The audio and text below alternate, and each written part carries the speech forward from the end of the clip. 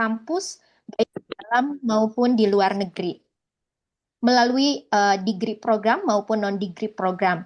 Beasiswa Indonesia Bangkit berkomitmen untuk mempersiapkan pemimpin, pendidik, dan profesional masa depan serta mendorong inovasi demi terwujudnya Indonesia yang rukun, harmonis, dan sejahtera. Pada hari ini ada ada beberapa tahapan. Yang pertama ada presentasi dari dua narasumber kita yang sangat inspiratif, yaitu Dr. Ruhman Basori MAG selaku Kepala Pusmena Kementerian Agama Republik Indonesia dan juga Prof. Didin Nurudin selaku tim akademik Beasiswa Indonesia Bangkit. Selain itu di tengah-tengah kita telah hadir yaitu Prof. Yuli Rahmawati selaku Atikbud KBRI Canberra, serta salam hormat bagi Bapak Ibu jajaran dari BIB, kemudian juga KBRI Canberra.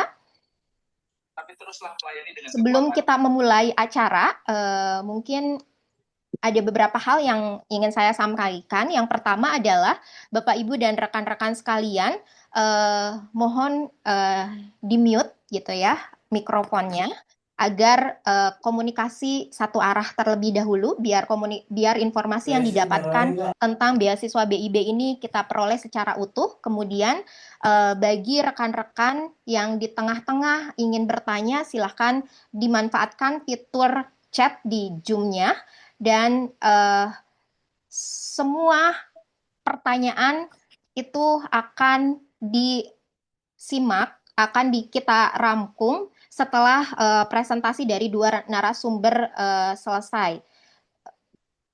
Selama acara berlangsung, nanti segala informasi ini akan diinformasikan melalui kolom chat. Baik, untuk agenda yang pertama pada siang hari ini, kita akan mendengarkan sesi opening remarks dari Prof. Yuli Rahmawati PhD selaku Atase Pendidikan dan Kebudayaan KBRI Canberra. Kepada Bu Yuli, waktu dan tempat dipersilakan.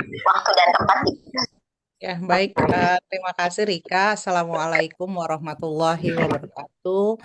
Yang saya hormati Dr. Ruhman Basuri MAG selaku Kepala Pusmenma Kementerian Agama RI, Profesor Didin Nurudin selaku tim akademik Beasiswa Indonesia Bangkit, Bapak Ibu, saudara-saudari dan peserta yang saya banggakan. Alhamdulillah puji dan syukur atas kehadirat Allah Subhanahu wa taala sehingga kita dapat bersama-sama hadir pada kegiatan Scholarship Talks yang series ke-10 karena untuk KBRI Canberra perwakilan Indonesia di Kedutaan Besar Republik Indonesia di Australia yang bertanggung jawab terhadap Australia dan Vanuatu.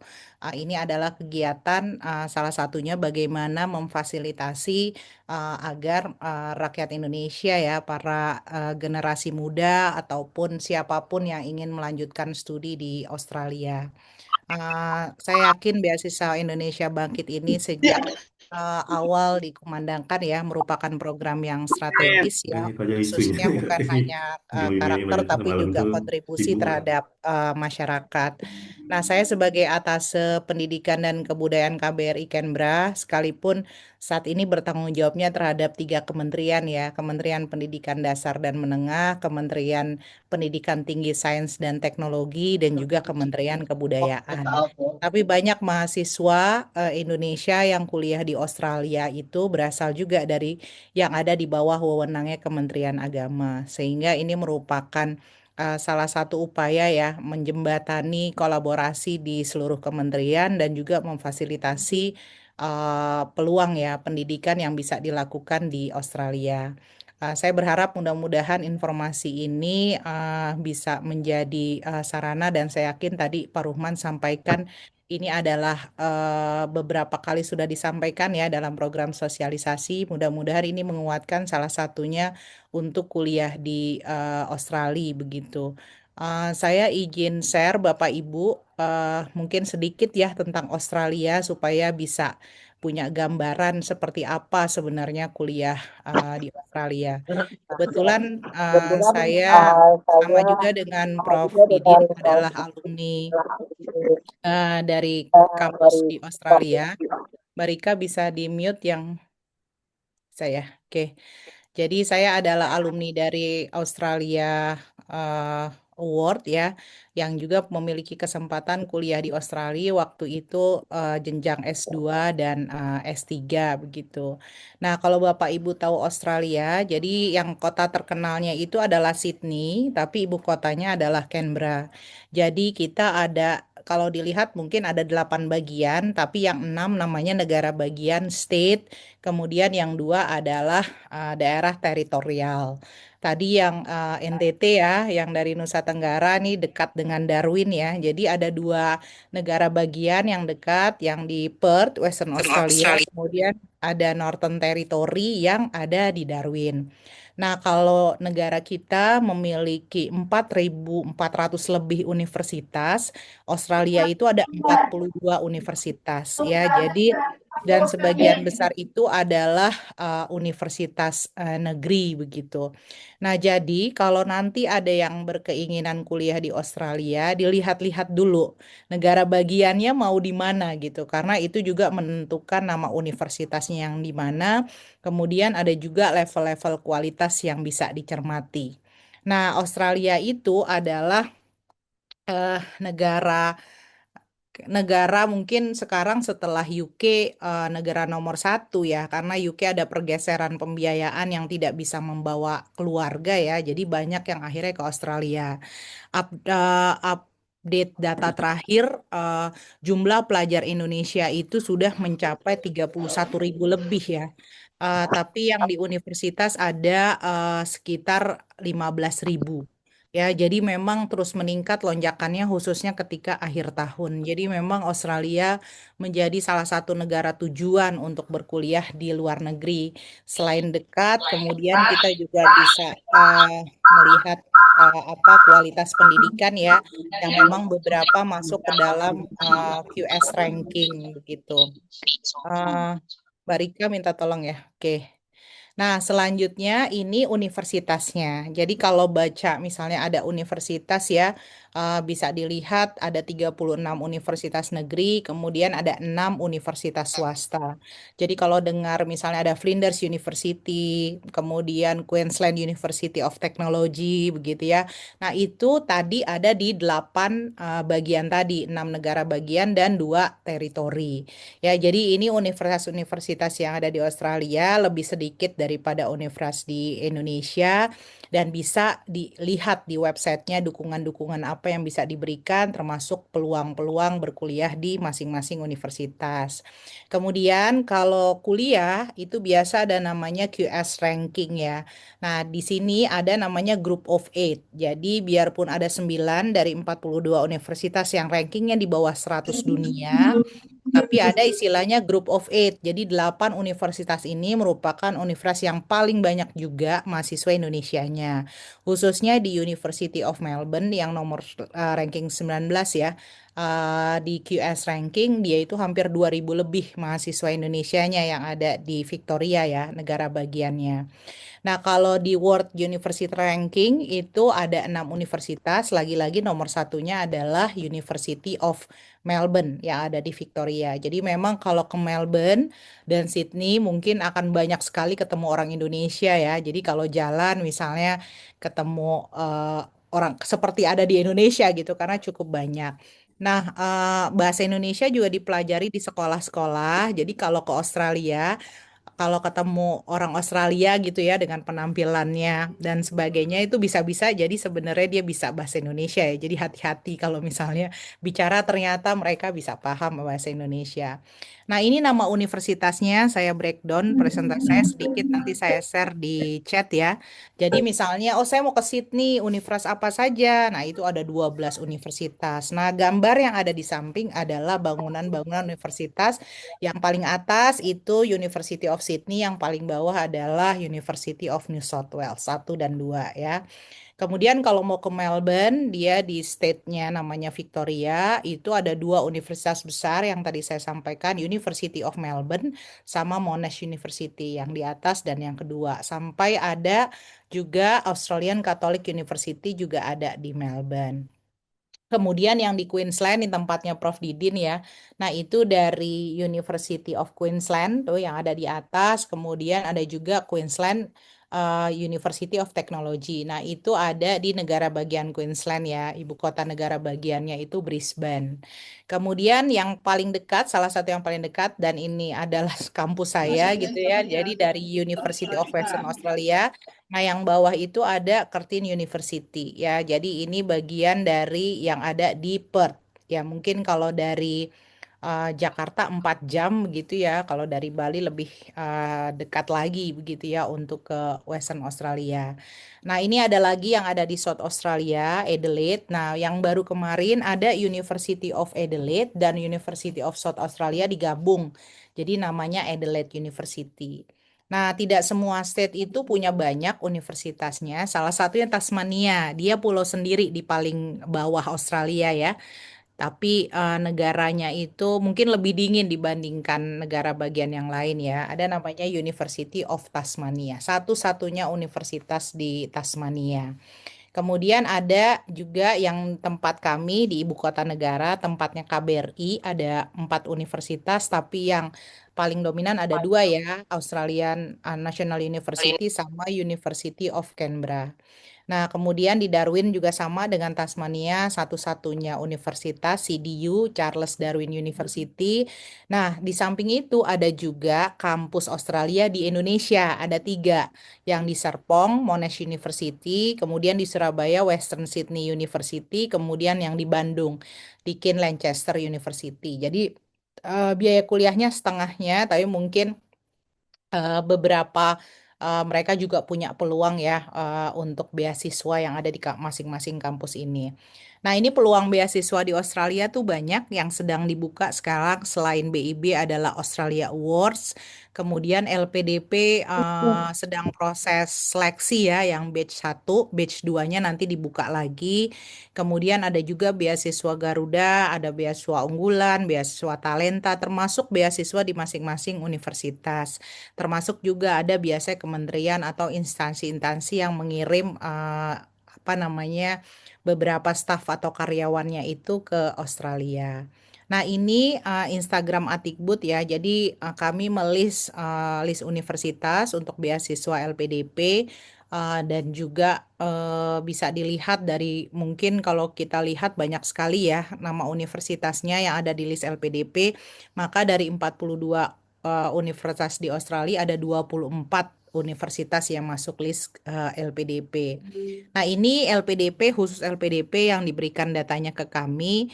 Jadi total award di LPDP yang dari Australia ada 5.000 lebih.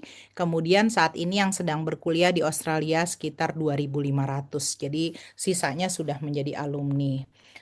Demikian yang bisa saya sampaikan. Nanti kalau misalnya ada pertanyaan, hal-hal yang bisa kami fasilitasi, silakan kontak ya di Etik Boot Canberra. Dan terima kasih kepada Pak Dr. Ruhman dan juga kepada Prof. Didin ya sudah memfasilitasi supaya juga bisa beasiswa ini memfasilitasi teman-teman kita, anak-anak kita untuk kuliah di Australia. Terima kasih Bu Rika, saya kembalikan waktunya kepada Bu Rika. Terima kasih banyak Prof. Yuli Rahmawati PhD atas sambutannya. Sangat menarik sekali sepertinya sampai di kolom chat sudah ramai sekali banyak pertanyaan. Semoga ini jadi motivasi kita semua untuk menyimak informasi beasiswa BIB dengan antusias sampai akhir. Selanjutnya kita akan mendengarkan pemaparan dari Dr. Ruhman Basori MAG selaku Kepala Pusmena Kementerian Agama Republik Indonesia yang merupakan bagian dari Kementerian Agama Republik Indonesia. Dalam perannya beliau memastikan bahwa dana beasiswa BIB ini dapat dimanfaatkan secara maksimal untuk mencetak SDM unggul. Sebelum Ambil lagi bocor. Sebelumnya sudah hadir kan ya Pak? Berisik. Sudah. Berisik. Waktu dan tempat Ini saya persilahkan Bapak. Baik. Assalamualaikum warahmatullahi wabarakatuh. Waalaikumsalam Alhamdulillah. La haula wala quwata illa billah. Allahumma sholli ala sayyidina Muhammad wa ala ali sayyidina Muhammad. Alala tanalul ilma illa bisittatin saumbika majmu'iha bi bayani. Zukain wa khirsin wastibarin wa kulhutin wa irsadu ustadin wa tuliz zamani amabat. Yang sama-sama kita hormati Ibu Profesor Yuli Rahmawati PhD, pelaku atase pendidikan KBRI Gambira, yang untuk kali kedua ya, terutama tahun kemarin juga sudah menyelenggarakan, tahun ini juga menyelenggarakan untuk bersinergi dengan Kementerian Agama. Ini mungkin satu-satunya Adikbud ya yang apa namanya mau ya, ya Kang Didin ya, yang berinisiasi untuk berkolaborasi atau bersinergi dengan Kementerian Agama terkait dengan layanan anak-anak kita, anak saudara-saudara kita yang ingin studi di luar negeri. Sementara Adikbud yang lain nggak tahu, mungkin karena nggak taunya atau apa gitu.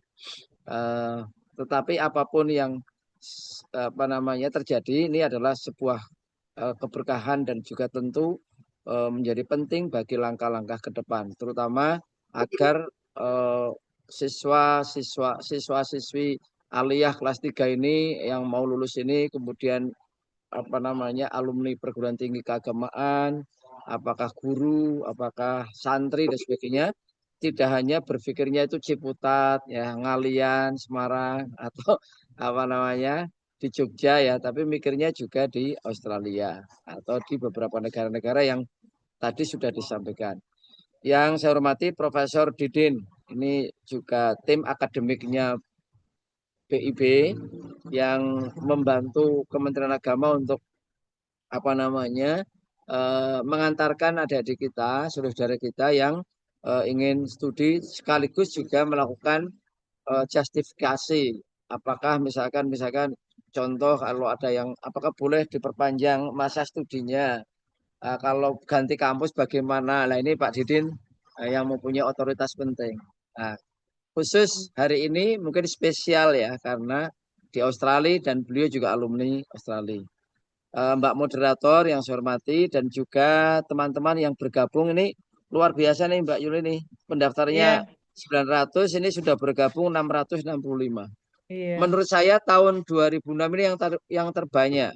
Karena kemarin terbanyak berapa ya Mbak Rufah ya? 500 atau berapa? Ini sudah melebihi ini. Bagi saya ini membuat kami semangat bahwa ternyata beasiswa masih menjadi harapan lah ya. Di tengah keterbatasan anggaran. Kalau Mbak Yuli perhatikan ini teman-teman lagi pada pusing ini di Indonesia. Karena sama. Di semua kementerian itu diefisienkan anggarannya. Tetapi khusus beasiswa tidak, karena memang beasiswa menggunakan dana abadi. Saudara-saudara semuanya, hadirin hadirat yang berbahagia.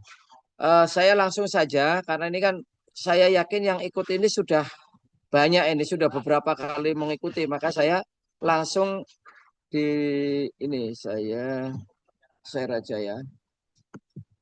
Nanti saya ingin berbagi dengan Prof. Didin, terutama Prof. Didin yang akademiknya ya. Saya ini dari sisi kebijakannya. Ya, Pak Kapus. Ya, nanti. Ya, Pak Kapus.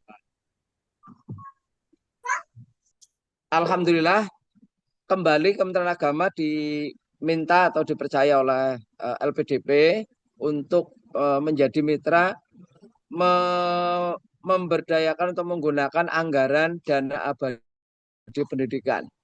Yang ini saya kasih judul agak bagus nih Mbak Yuli nih. Sinergi Kemenak dengan Adikbud KBRI Canberra untuk memperkuat akses dan kualitas layanan beasiswa itu supaya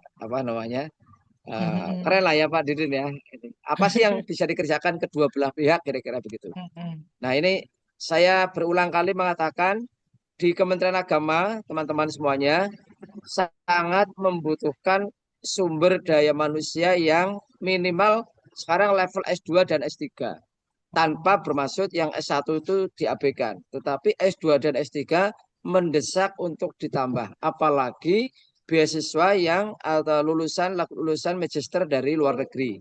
Maka hadirnya berbagai layanan beasiswa luar negeri ini menjadi penting. Kata kuncinya tentu di SDM di Kementerian Agama. Apalagi proses berubahnya institut menjadi universitas, sekolah tinggi menjadi institut, ini mempersyaratkan tidak saja persoalan sarpras, persoalan kurikulum, tapi juga tak kalah pentingnya adalah soal SDM. Kemudian kalau kita lihat data, rasio master doktor kita masih memprihatinkan di 0,53%. Sementara di Malaysia, di Vietnam dan Thailand sudah 2,43%. Apalagi kalau kita bandingkan dengan Jepang, Korea, Amerika itu sudah 9,80. Ini artinya apa? Sehebat-hebatnya, sekencang-kencangnya Prof. Didin mengajar di UIN Jakarta, ternyata baru menghasilkan tuh bagian dari 0,53%. Nah, ini menjadi kekhawatiran kita. Karenanya berbagai beasiswa kita arahkan untuk meningkatkan ini.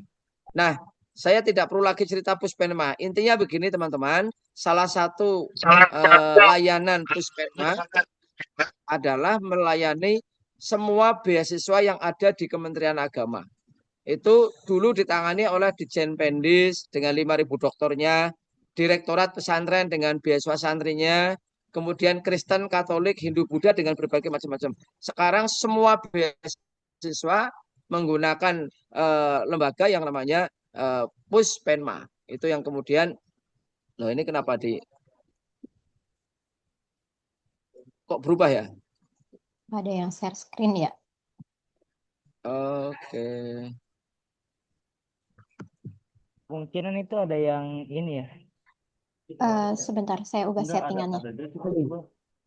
Udah bisa Ya, di-share sudah. ulang, Pak. Oh, ya. Saya kunci.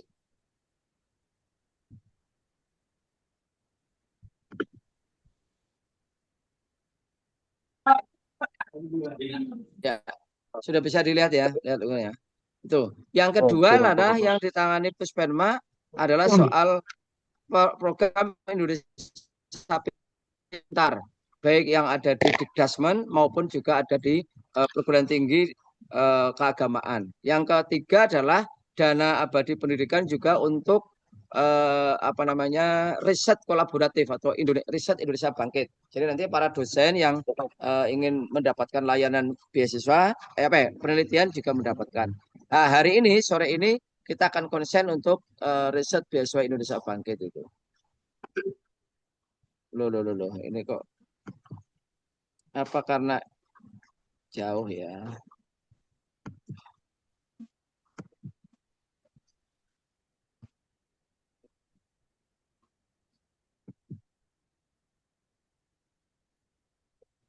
Ya. Oke, saya ingin langsung ke program 2002. Oh sebentar, sebelum ke 2026. Ternyata Mbak Yuli dan tim di Adikbud, keluarga besar Kemenak ini yang beasiswanya masih jomplang. Sementara kita masih konsen atau masih banyaknya di Islamic Studies, 6.000 lebih. Sosial humaniora 1.900-an. Memang karakternya masih seperti itu. Karakter keilmuannya, kebutuhannya, dan sebagainya. STEM-nya baru 731. Nah, kita akan dorong terutama yang S1 dan S2 atau fresh graduate ini untuk mengambil STEM atau prodi-prodi yang memang dibutuhkan di Indonesia secara umum. Ini yang saya kira salah satunya Australia itu menjadi penting sasaran teman-teman. Dari sisi negara, walaupun tadi ada sekitar 500 sekian orang, berapa ribu tadi? Berapa ribu nih? Kementerian Agama baru ada 185 orang. 185 orang di Australia. Namun Tapi demikian, Australia nomor 1 ya. Ya, nomor 1. Tapi walaupun baru 185 Mbak Yuli, tapi ini sudah paling banyak daripada negara-negara lain. Iya. Bahkan ada yang bilang, "Bu, jangan Australia terus." Nah, tetapi gimana Wong? Justru teman-teman Australia sangat aktif ya. Nah, sementara Malaysia sampai ke yang lain masih memprihatinkan, artinya masih perlu perjuangan ini. Ini dari sisi layanannya. Tapi memang secara perguruan tinggi lebih gencar dibanding negara-negara lain untuk silaturahim ke Puspenma ya. Berbagai kampus-kampus di Australia luar biasa. Dan termasuk Adikbudnya ini juga sangat progresif. Jadi tak terbendung untuk ke Australia ini. Nah, layanan 2026 pertama adalah ada beasiswa unggulan keagamaan. Nama unggulan keagamaan adalah bukan nanti saudara harus mengambil tafsir, hadis, falak, bukan. Ini namanya asal dari Aurdi. Anda mungkin santri, Anda mungkin saudara mungkin mahasiswa YIN, UIN atau alumninya, Anda mungkin guru di madrasah, Anda juga mungkin dosen di Ma'had Ali, boleh mengambil prodi-prodi umum. Kita kasih merek namanya beasiswa unggulan keagamaan. Ini untuk beasiswa unggulan keagamaan sarjana S1. Nah, ini mungkin teman-teman bisa ambil di UGM, ITS, UNER yang dalam negeri, termasuk untuk yang ke luar negeri. Ini sudah tersedia Mbak Yuli, 20 orang S1 unggulan keagamaan ke luar negeri. Kemarin belum ada, karena ternyata untuk S1 mahal banget ya. Satu Iya, tahun bisa 600, 700 ya. Iya. Nah, kalau untuk menguliahkan tafsir hadis bisa 100 orang itu. Atau dakwah, itu ilmu dakwah atau tarbiyah. Makanya ini baru kita yakinkan ke pimpinan dan alhamdulillah pimpinan setuju paling tidak. Tetapi itu juga untuk melengkapi beasiswa Garuda juga. Yang dikelola Dikti Saintek itu boleh juga dimasuki oleh keluarga besar Kemenak, terutama yang alumni madrasah ini. Ini jangan dicoret-coret dulu dong, saudara-saudara. Ya, nomor 2. Beasiswa unggulan keagamaan, magister dan doktor S2 dan S3. Ya, ini untuk para guru, untuk para alumni boleh ambil S2 ini. Nah, sementara untuk dosen-dosen dan pegawai Kementerian Agama boleh ngambil S3 ya, untuk dalam dan luar negeri. Ini layanan pertama.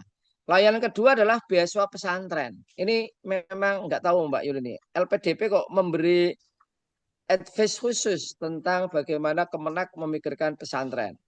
Apakah memang karena mau ada Direktorat Jenderal Pesantren atau apa, tapi makanya saya desain dengan pertama ada beasiswa santri yang dulu waktu saya di Direktorat Pesantren namanya PBSB, Program Beasiswa Santri Berprestasi. Kalau dia tidak berprestasi nanti berubah namanya, Program Beasiswa Santri Beruntung. Nah, B-nya jadi beruntung, bukan berprestasi lagi. Nah, ini juga tersedia untuk teman-teman kita. Apakah mau kuliah di kedokteran di UIN Jakarta, ada ilmu-ilmu tertentu di UI, UGM, tidak melihat. Kalau ada yang diterima di kedokteran UI, silahkan daftar beasiswa ini. Ya, santri tapi ya, dari kalangan santri. Yang kedua adalah beasiswa pesantren. Ini para ustadz, para kiai muda, dan juga bagian dari pesantren ya, silahkan ikut ini untuk S2 dan bahkan untuk S3. Ini ada tulisan ini, dosen Ma'had Ali. Jangan keliru Muhammad Ali ya. Dosen Ma'had Ali, pendidikan tinggi di pesantren ini. Kemudian kita juga punya tahun ini, tahunan lalu juga sudah ada, tapi kita perluas lagi nih Mbak Yuli. Ada beasiswa double degree. Double degree kita, pertama adalah beasiswa sarjana double degree yang tadi disampaikan oleh Mbak Yuli, kampus Australia di Indonesia. Ini layanan yang pertama nih. Seperti DLI University tadi. Deakin Lancaster University di Bandung. Nah nanti gelarnya 2. Dari Deakin dan dari Lancaster. Kuliahnya 3 tahun Mbak. Ternyata Mbak. Kuliahnya 3 tahun. Pak rektornya namanya Pak Greg Barton. Ini temannya Gus Dur ini. Maka para santri dan alumni Madrasah Aliyah unggulan, Madrasah Aliyah serta Man IC boleh ngambil ini juga nih, beasiswa sarjana double. Yang kedua beasiswa magister double degree, yaitu kita sudah kerjasama antara UIN Jakarta, UIN Triple IU dan UIN mana? UIN Jogja. UIN Jogja, Triple IU dan UIN Makassar dengan SOAS dan Edinburgh University di Inggris. Nah, ini yang tidak sabar untuk mendapatkan magister segera, sudah magister langsung doktor, lanjut doktor ini. Wah. Nah, ini bagi yang tidak sabar dalam kehidupan. Kalau saya kan sabar-sabar ya, makanya lulusnya lama gitu. Makanya teman-teman yang tidak sabar-sabar ini boleh double degree ini. Nah, yang ketiga, beasiswa akselerasi. Nanti Kang Didin tentang syarat-syarat, tentang apa teknik-teknik, problem-problem yang sulit-sulit nanti profesor saja ya. Saya gampang-gampang aja nih. Nah, yang kedua adalah beasiswa akselerasi. Apa itu? Beasiswa sarjana lanjut magister. khusus untuk prodi bahasa Arab dan sastra Arab. Bahasa dan sastra Arab. Panjenengan milih di UINSA, nanti gelarnya 2, sarjana dan magister. Dalam satu waktu ya, dalam satu pembiayaan. Mungkin S1-nya 3 tahun, S2-nya 1,5 tahun atau 1 tahun. Jadi kira-kira hanya 4 tahun lah untuk mengambil studi di bahasa dan sastra Arab, atau 4,5 tahun lah paling tidak itu. Nah yang kedua, besok magister lanjut doktor. Ini bisa panjenengan kuliah di UIN Wali Songo, UIN Jakarta, dan juga UIN Jogja. Itu nanti juga masa studinya lebih singkat, tapi gelarnya 2, magister dengan lanjut doktor. Ini betul-betul dokter ya, bukan mondok di kantor ya, betul-betul dokter. Ini silakan disampaikan ini. Ini yang ketiga. Yang keempat adalah beasiswa targeted.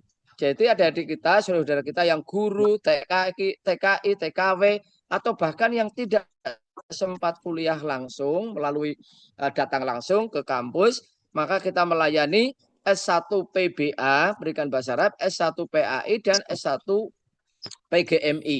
Ini di UIN Syekh Nurjati Cirebon. Ya, ini juga dibiayai oleh LPDP Kemenag. Nah, ini berkali-kali saya sampaikan, nanti silakan yang hadir ini tiketnya dari mana? Apakah tiket alumni? Apakah tiket guru? Apakah tiket tende? Apakah tiket kiai? Apakah tiket ustadz? Silahkan saja. Nah, apakah tiket pegawai Kementerian Agama? Ini untuk semuanya nih ya, teman-teman ini. Yang kedua, jangan lupa cara masuk ini kan nanti bisa 3 cara ya. Tapi maka dipilih dulu prodi-prodi yang unggul atau A, terutama di dalam negeri. Jangan sampai ambil prodi baru.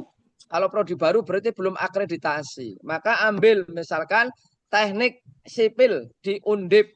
Udah unggul atau belum? Udah unggul, ambil. Nah nanti baru ujian BIB. Nah, itu berarti pakai letter of acceptance kalau sudah diterima. Kalau belum diterima, maka ujian BIB dulu baru mencari kampus. Untuk di dalam negeri diberikan waktu 1 tahun, untuk luar negeri diberikan 1,5 tahun, perpanjangan setengah semester atau 2 tahun. Jadi kalau panjenengan mau masuk Canberra University atau kampus-kampus di Monash atau nanti boleh dibalik, lulus pembiayaannya dulu beasiswa, baru nyari kampusnya nih. Nah ini dalam rangka ini butuh nih Adikbud membantu kami nih bagaimana mereka dilempangkan jalannya. Karena ternyata ada saudara-saudara kita sudah diterima BIB tapi gagal berangkat dan presentasinya cukup tinggi. Nah, ini saya juga khawatir ini ada 20, hampir 30% itu nggak berangkat, Mbak. Jadi sudah diterima BIB-nya, sudah dapat duitnya, sudah dapat pendanaannya, tapi dia tidak bisa karena tidak dapat kampusnya. Nah, yang kedua adalah kampus-kampus yang ada di luar negeri itu sudah ada di template-nya, sudah ada di daftarnya.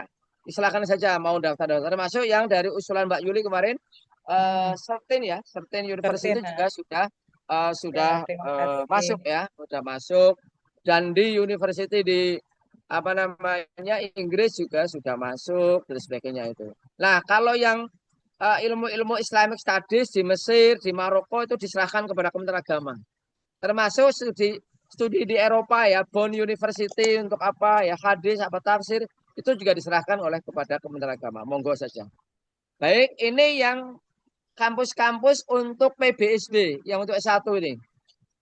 Ada 8 Mahat Ali Hashim Asy'ari, Tebuireng, As'adiyah Sengkang Wajo, Maslahah Hudapati, Salafiyah Safiyah Situbondo, Mahat Ali Kebon Jambu Cirebon, Lirboyo Kediri, Asidikiyah Jakarta, dan Pasitan Termas. Nah, silakan yang lain-lain ini silakan bisa diambil. Tapi karena ini dengan Australia mungkin tidak terlalu panjang dulu yang ini ya. Biar nih. Intinya silakan boleh didaftar. Untuk Unisma dan Unusa Surabaya itu untuk kedokteran ya. Khusus kedokteran dan juga kedokteran UIN Jakarta ini. Kemudian tadi sudah saya sampaikan jalurnya 3, pakai jalur LOE dulu baru daftar BIB, atau daftar BIP baru nyari kampusnya jalur reguler, atau yang PBSB namanya jalur kemitraan. Antara tes kampus dan mendapatkan beasiswanya itu bersamaan. Itu sudah kita lakukan tahun lalu juga, lalu juga semua. Nah, kemudian untuk tesnya itu 3 syaratnya ya, masih seperti yang dulu pada prinsipnya seperti LPDP ya. Hanya untuk standar bahasa Inggris saya kurangi sedikit. Supaya sampai masuk dulu sambil memperbaikinya ya. Nah, kriteria akademik ya, termasuk tahan banting, tahan, daya tahan dan daya juang. Kunci.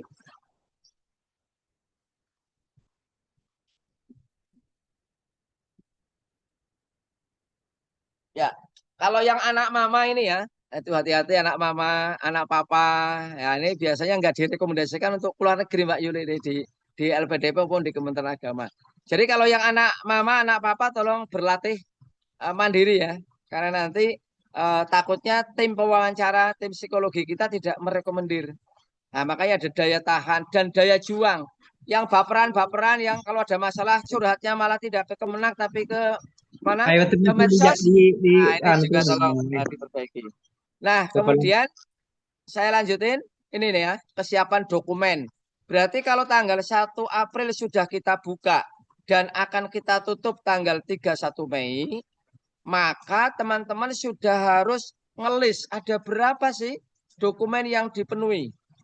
Contoh, kalau saya jalur alumni aliyah mau S1, maka berarti ijazahnya. Tapi kalau untuk S1 belum keluar ijazahnya, minimal SKL, surat keterangan lulus. Ya, itu bisa dipakai. Setelah itu standar TOEFL-nya atau TOEFL-nya. Nah, tahun ini kita bedakan. Untuk yang mengambil ke negara-negara dengan pengantar bahasa Arab, maka boleh menggunakan TOEFL. Tetapi untuk yang di Indonesia, yang Islamic Studies, boleh TOEFL, boleh TOEFL. Nah, silakan saja. Dulu sama sekali belum boleh. Nanti Kang Didin akan konsen juga nih soal sertifikat bahasa. Silakan nanti rencana studi sampai yakinkan kepada para reviewer atau pewawancara, dan juga perguruan tinggi pilihannya tadi harus sudah unggul atau yang masuk di daftarnya Kementerian Agama. Nah, berarti dengan demikian ini ada berita gembira. UIN Madura sudah unggul. UIN Lok Sumawe sudah unggul. Jadi nanti boleh Anda masukin ya. Tetapi ambil prodi yang unggul. Nah, terakhir kesiapan mental studi tadi, daya tahan, daya juang dan sebagainya menjadi sangat penting. Nah, ini standar TOEFL-nya teman-teman nanti akan dijelaskan Kang Didin ini soal TOEFL ini. Apa namanya yang rumit-rumit ini. Khusus untuk S1 boleh TOEFL-nya PTKIN. Tapi begitu S2 S3 di dalam negeri harus ITP dan sebagainya. Nah, silakan. Ini silakan saja dilihat. Nah, seleksinya 3 teman-teman. Pertama seleksi administrasi. Jadi seleksi administrasi ini adalah untuk mencocokkan berbagai persyaratan. Umur untuk S1 maksimal 24 tahun. Yaitu pada 3 tahun kelulusan. Berarti lulusan 2026, 2025, 2024. Umur. Dari sisi status, kalau guru pakai NUPTK, dosen pakai NIDN. Guru-guru di muadalah, guru-guru di mahat di PKPS di pesantren maka pakai SK pengurus ya SK yayasan atau SK kiainya. Kemudian kalau untuk dosen mahat ali karena belum ada NIDN maka juga bisa pakai SK di mudir mahat alinya. Ini soal administrasi. Soal TOEFL-nya, tolong jangan pakai TOEFL yang abal-abal. Karena di LPDP sudah ada banyak yang diberi sanksi 5 tahun nggak boleh daftar. Karena memalsukan skor. Atau memalsukan standar TOEFL, bukan ini dipalsukan. Yang mestinya hanya 300 disulap menjadi 600. Wah, menjadi 500. Nah ini tolong ya, jangan ini. Nah, kemudian seleksi bakat skolastik atau asesmen kapasitas akademik dan psikologi. Ini untuk menguji daya tahan, daya juang, dan juga akademik panjenengan. Yang terakhir, jangan remehkan seleksi wawancara. Nah, wawancara pasti ada rencana studinya sampai matangin, kemudian rencana pengabdiannya sampai juga okein, dan juga soal daya hirohnya, daya juangnya itu nanti akan diuji di seleksi wawancara. Nah, ini juga tidak kalah pentingnya. Teman-teman semuanya, jika panjenengan beruntung diterima program ini, maka panjenengan akan mendapatkan 7 poin pembiayaan di S1. SPP, biaya pendaftaran, biaya buku, skripsi, biaya hidup, asuransi kesehatan, dan juga transportasi. Begitu S2 tambah 3 poin, dana seminar internasional, publikasi jurnal, dan biaya kedatangan. Nah, kemudian jika nanti sampai S3 tambah 1 poin, yaitu biaya tunjangan keluarga bagi yang tidak jomblo. Nah, kalau yang jomblo ya tentu tidak dapat tunjangan keluarga. Maka saya sarankan yang S3 segera menikah. Ini yang masih timbang-timbang itu tolong, hidup itu perempuan tidak sempurna semua, ya, atau laki-laki tidak sempurna semua. Ambil aja, berani aja menikah ya. Ini. Masih. Nah, ini sudah kita buka. Mungkin teman-teman saatnya hari ini membuat akun dulu, membuat akun dan profil. Sementara LPDP lagi menyesuaikan layanannya Kemenak. Mudah-mudahan dalam waktu dekat akan panjenengan bisa daftar all. Tapi untuk kali ini Anda sudah bisa membuat akun dan membuat profil. Profil. Jangan lupa di situ ada kolom prestasi akademik dan non akademik. Itu penting. Misalkan Anda adalah tahfidzul Quran. Ada sertifikat tahfidzul Quran atau surat keterangan dari kiainya, masukin di situ. Siapa tahu nanti Pak Rohman milih-milih yang dokter tapi hafidz Quran ya, nanti juga, atau juara olimpiade, juara musabaqah qiraatul kutub, juara olahraga, silakan masukin di ada kolom-kolomnya, termasuk pengurus organisasi. Nah, ini penting. Mumpung kampusnya aktivis ya, karena aktivis itu nggak banyak dihargai hari ini, maka saya ingin menghargai para aktivis ya. Jadi BPH IPNU, BPH IPPNU, BPH IMM Muhammadiyah, BPH di mana, cantumkan di situ supaya nanti ini.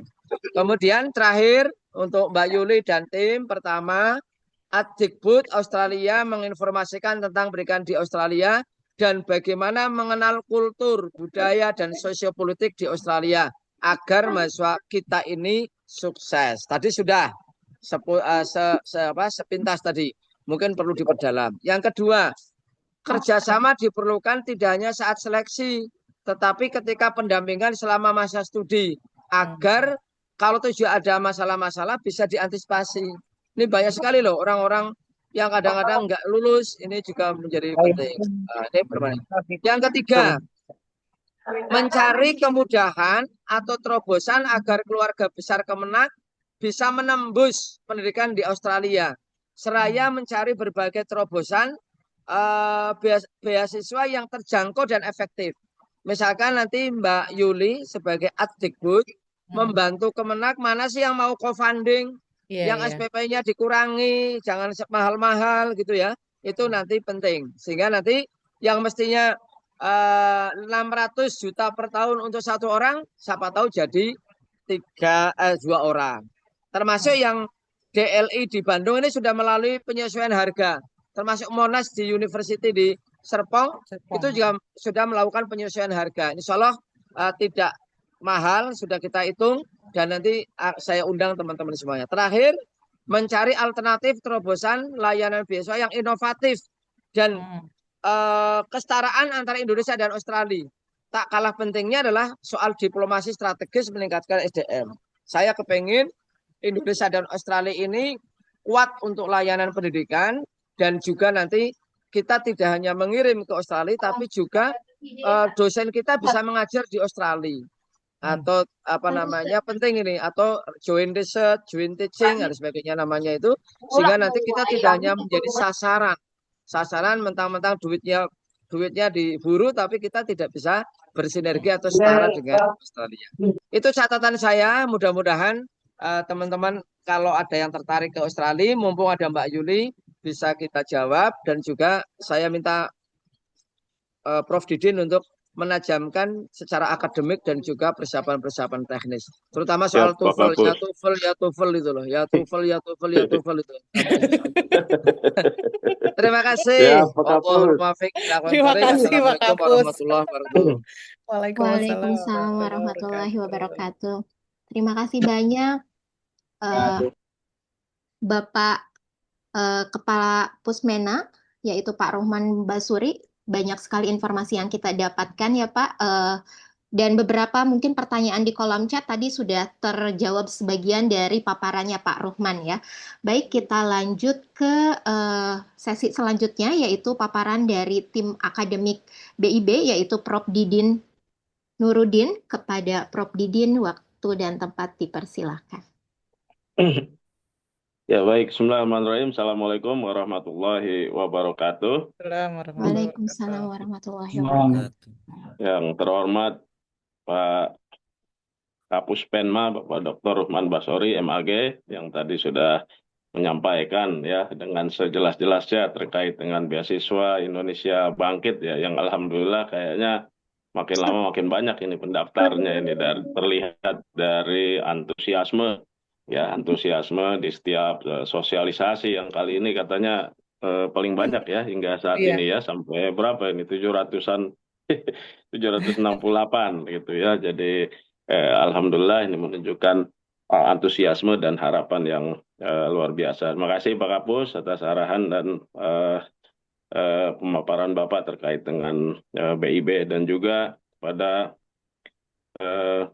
Atase Pendidikan dan Kebudayaan ini Profesor Yuli Rahmawati selaku Atikbud KBRI Canberra ya, yang tidak henti-henti ini tiap tahun ini bekerja sama Puspenma menaruh perhatian ya untuk memberikan layanan informasi beasiswa kepada masyarakat ya seluas-luasnya. Semoga tugas Bu Prof Yuli di Canberra sudah settle, berjalan lancar semua ya. Saya kangen itu dengan itu rumah dinas yang diomeli, apa sudah pindah, saya kurang tahu itu. Enggak, benar masih Masih diomeli. berapa ya?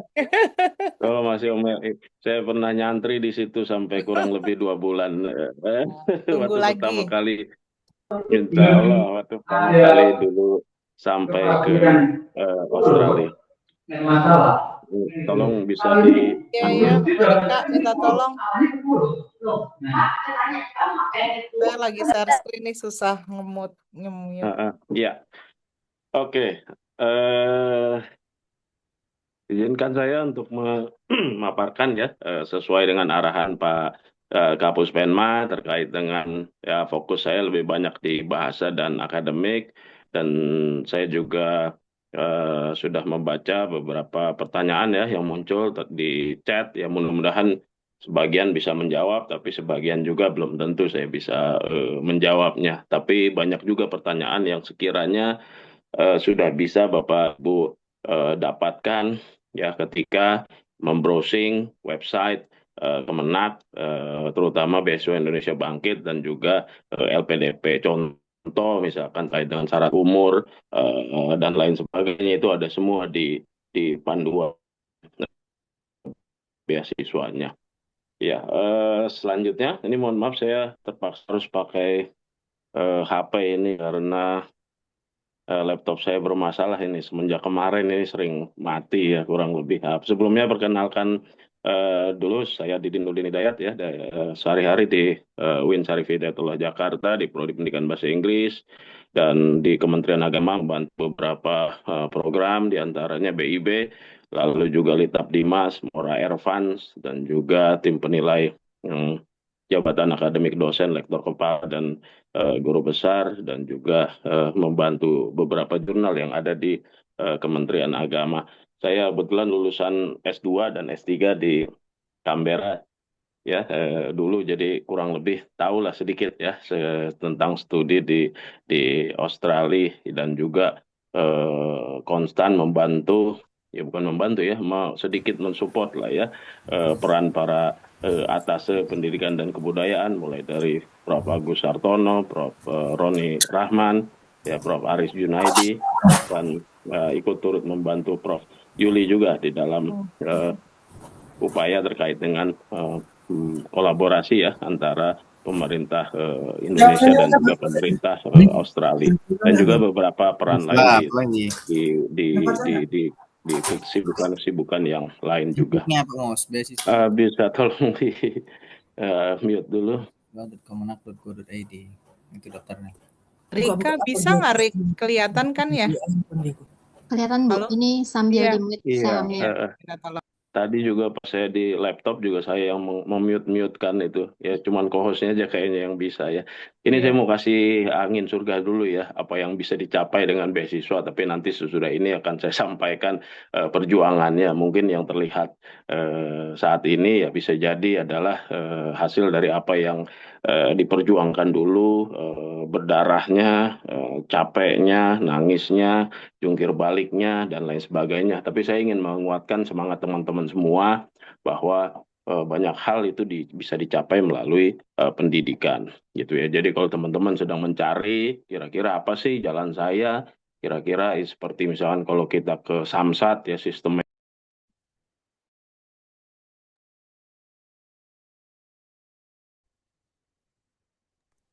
Pak Didin ke mute, izin. Oh iya, ke mute ya. Oh iya, mohon maaf. Ya, ini cuman awal mau ngasih beberapa motivasi saja ya terkait dengan apa yang bisa dicapai dengan pendidikan. Jadi kalau teman-teman sekarang sedang mencari one stop shop for everything, kira-kira solusi apa sih yang bisa kita pakai ya untuk melalui peningkatan segala kehidupan, aspek kehidupan, ya tentu saya hanya bisa menyarankan melalui jalur pendidikan gitu ya. Istilahnya saya sudah merasakan betapa pendidikan itu jawaban terhadap berbagai macam harapan ya di dalam kehidupan. Ya, tapi tentunya upaya ini perlu sangat diperjuangkan ya. Nanti teman-teman pasti akan merasakan juga kalau sekarang sudah merasa nyaman, enak, mencapai tujuan, sukses dan lain sebagainya. Tapi tentu ada perjuangan-perjuangan yang betul-betul teman-teman harus lakukan ya dengan darah, air mata, semangat dan lain sebagainya gitu ya. Selanjutnya, dan slide selanjutnya. Ya, ini beberapa momen ya yang terus saya ingat ya.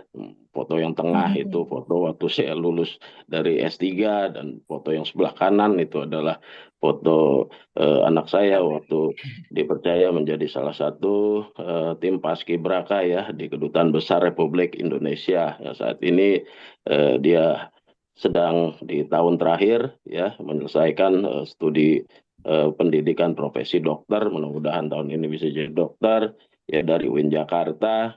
Mudah-mudahan tahun depan bisa apply juga beasiswa. Balik lagi nanti insya Allah Prof. Yuli kalau dapat kesempatan ke Australia lagi nanti insya Allah. Oke, selanjutnya, dan melalui capaian ini ya alhamdulillah di keluarga juga bisa memiliki 3 orang guru besar ya, ayahanda, lalu kakak saya dan juga saya. Ini hasil buah dari pendidikan yang selama ini kita terus perjuangkan gitu. Selanjutnya.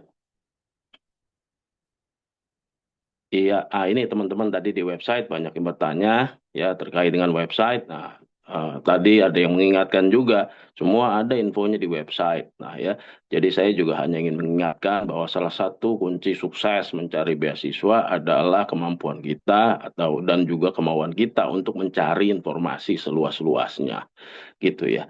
Jadi untuk sementara teman-teman jika ingin tahu syaratnya apa saja, daftarnya bagaimana, lalu kemudian apa saja dokumen yang harus dipersiapkan, semuanya itu ada di website gitu ya. Jadi silakan bisa mulai mempelajari beasiswa kemenak.go.id dan nanti melakukan pendaftaran di beasiswa LPDP terintegrasi kemenkeu.go.id. Tapi ini terus kami update ya karena ada beberapa yang perlu disinkronisasi. Jadi hingga saat ini yang sudah bisa mulai mendaftar di beasiswa di laman yang terintegrasi itu adanya dengan S2 ya, mudah-mudahan S1 dan S3 ya bisa segera menyusul ya, bisa mendaftar. Oke, selanjutnya. Nah, ini tadi sudah disampaikan beberapa jenis beasiswa ya, lengkap ya, S1, S2, S3 ya dimiliki oleh beasiswa yang ada di Kementerian Agama melalui beasiswa Indonesia Bangkit. Selanjutnya. Ini juga ada ya double degree, tadi sudah Pak Kapus sampaikan ya, ada S1 double degree, S2 double degree juga ya, kampus di luar negeri, dan ada juga yang double degree dengan kampus di Indonesia gitu ya. Jadi udah luar biasa varian beasiswanya ini, Kemenak terus kembangkan. Selanjutnya. Ini masalah teknis ya, ini sudah juga tadi sudah disampaikan oleh Pak Kapus. Selanjutnya, ya pokoknya intinya lengkap ya, bahkan sekarang ada sarjana lanjut doktor, sarjana lanjut magister, magister lanjut doktor, dan juga teman-teman jangan khawatir, tadi Pak Kapus juga sudah menyampaikan ya komponen pembiayaan beasiswa yang sangat lengkap gitu ya, standar sama lah kurang lebih dengan beasiswa yang ditawarkan oleh LPDP. Nah ini berikut terkait dengan proses seleksinya ya, tadi juga sudah disampaikan oleh Pak Kapus. Berikut juga timelinenya. Selanjutnya, Prof. Ya, selanjutnya. Ya, ini kurang lebih ya teman-teman, tolong dicermati betul ya terkait dengan timeline ini. Ya, insya Allah pendaftaran beasiswa ya ini dilakukan 2 bulan penuh ya, sehingga memberikan kesempatan kepada teman-teman ya untuk bisa mempersiapkan diri sebaik-baiknya. Lalu kemudian hingga sampai ke pengumuman kelulusan di akhir Juli 2026 gitu. Selanjutnya. Ya, ini kurang lebih ya. Ini saya hanya mencuplik aja salah satunya. Ya, misalkan tadi usia ada di website. Ya, ini dicuplik langsung dari website. Jadi teman-teman semua bisa mengecek. Ya, satu hal mungkin yang perlu ditekankan juga yaitu beasiswa itu diberikan untuk jenjang studi berikutnya, yang di atasnya. Jadi kalau teman-teman udah S1 ya nggak boleh apply beasiswa S1 lagi, S2 juga nggak boleh S2 lagi, ya harus jenjang pendidikan yang lebih tinggi. Dan bagi teman-teman yang sudah memulai perkuliahan, ya sudah memulai perkuliahan artinya mulai dari tahun lalu itu sudah tidak diperkenankan untuk apply beasiswa Indonesia Bangkit. Ya hanya bagi yang belum. Ya, tadi juga mungkin ada pertanyaan bagaimana yang baru diterima SNBP tahun ini. Rasanya sih setahu saya kalau statusnya masih baru diterima tapi belum memulai, itu rasanya masih bisa untuk apply beasiswa Indonesia Bangkit ya. Yang tidak boleh adalah yang sudah memulai. Yang sudah mulai itu ya kurang lebih tahun lalu lah ya, atau mungkin ada juga yang memulai di awal tahun ini, yaitu sudah tidak bisa lagi. Ya, selanjutnya. Kemudian ini kurang lebih ya Bapak Ibu beberapa dokumen persyaratan ya yang dibutuhkan untuk mendaftar beasiswa Indonesia Bangkit. Ini semua ada juga lengkap lah pokoknya, ada S1 dalam, S1 luar, S2 dalam, S2 luar ya, S3 dalam, S3 luar negeri, semua sudah lengkap. Ya, selanjutnya Prof.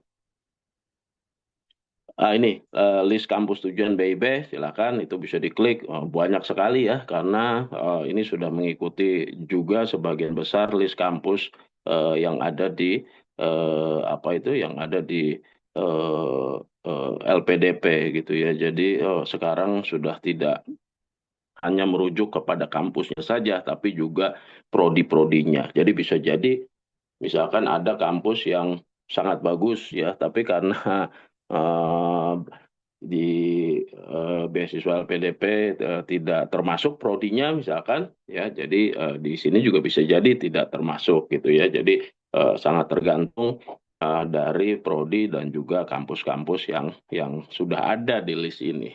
Ya, silakan selanjutnya.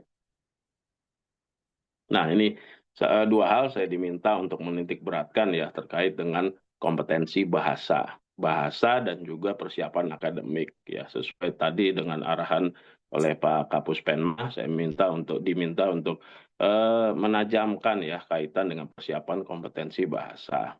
Nah, misalkan teman-teman saat ini belum memiliki sertifikat bahasa yang sesuai dengan persyaratan, ya ini masih ada waktu ya untuk bisa segera mencoba untuk mencapainya. Selanjutnya.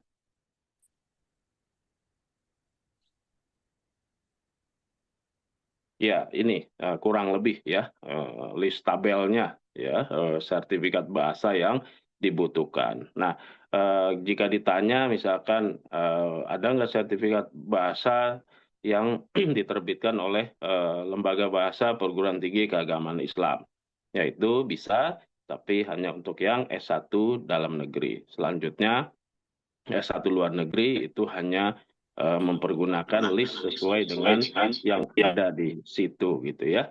Ada TOEFL ITP, ada Duolingo, ada IELTS, ada TOEFL IBT ya. Dan bagi pendaftar yang akan ke Arabic speaking countries atau negara berbahasa Arab, bahasa pengantarnya, dan juga mungkin studi-studi keagamaan yang ada di Indonesia itu melampirkan sertifikat bahasa Arab dari Lembaga Bahasa Perguruan Tinggi Keagamaan Islam Negeri, gitu ya. Jadi teman-teman, tolong betul-betul diperhatikan syarat-syarat bahasa ini. Selanjutnya. Ya, ini untuk beasiswa pesantren ya. Jadi untuk S1 tidak bersyaratkan, S2 silakan dicek berapa, dan juga S3 silakan dicek juga berapa persyaratannya gitu ya. Nah, ini saya ingin lagi-lagi ya, tadi Pak Kapus menyampaikan, jangan sampai nanti teman-teman di blacklist, dan jangan sampai teman-teman menganggap bahwa proses screeningnya itu tidak ketat, gitu ya. Kami memiliki semua alat deteksi, ya terutama terkait dengan verifikasi keaslian ya sertifikat bahasa. Ini hanya cuplik saja ya dari beberapa tahun yang lalu jumlah pemalsuan yang terjadi melalui sertifikat bahasa ya, sehingga sayang sekali nanti teman-teman jika melakukan hal tersebut ya tidak bisa untuk apply beasiswa lagi ke depannya. Selanjutnya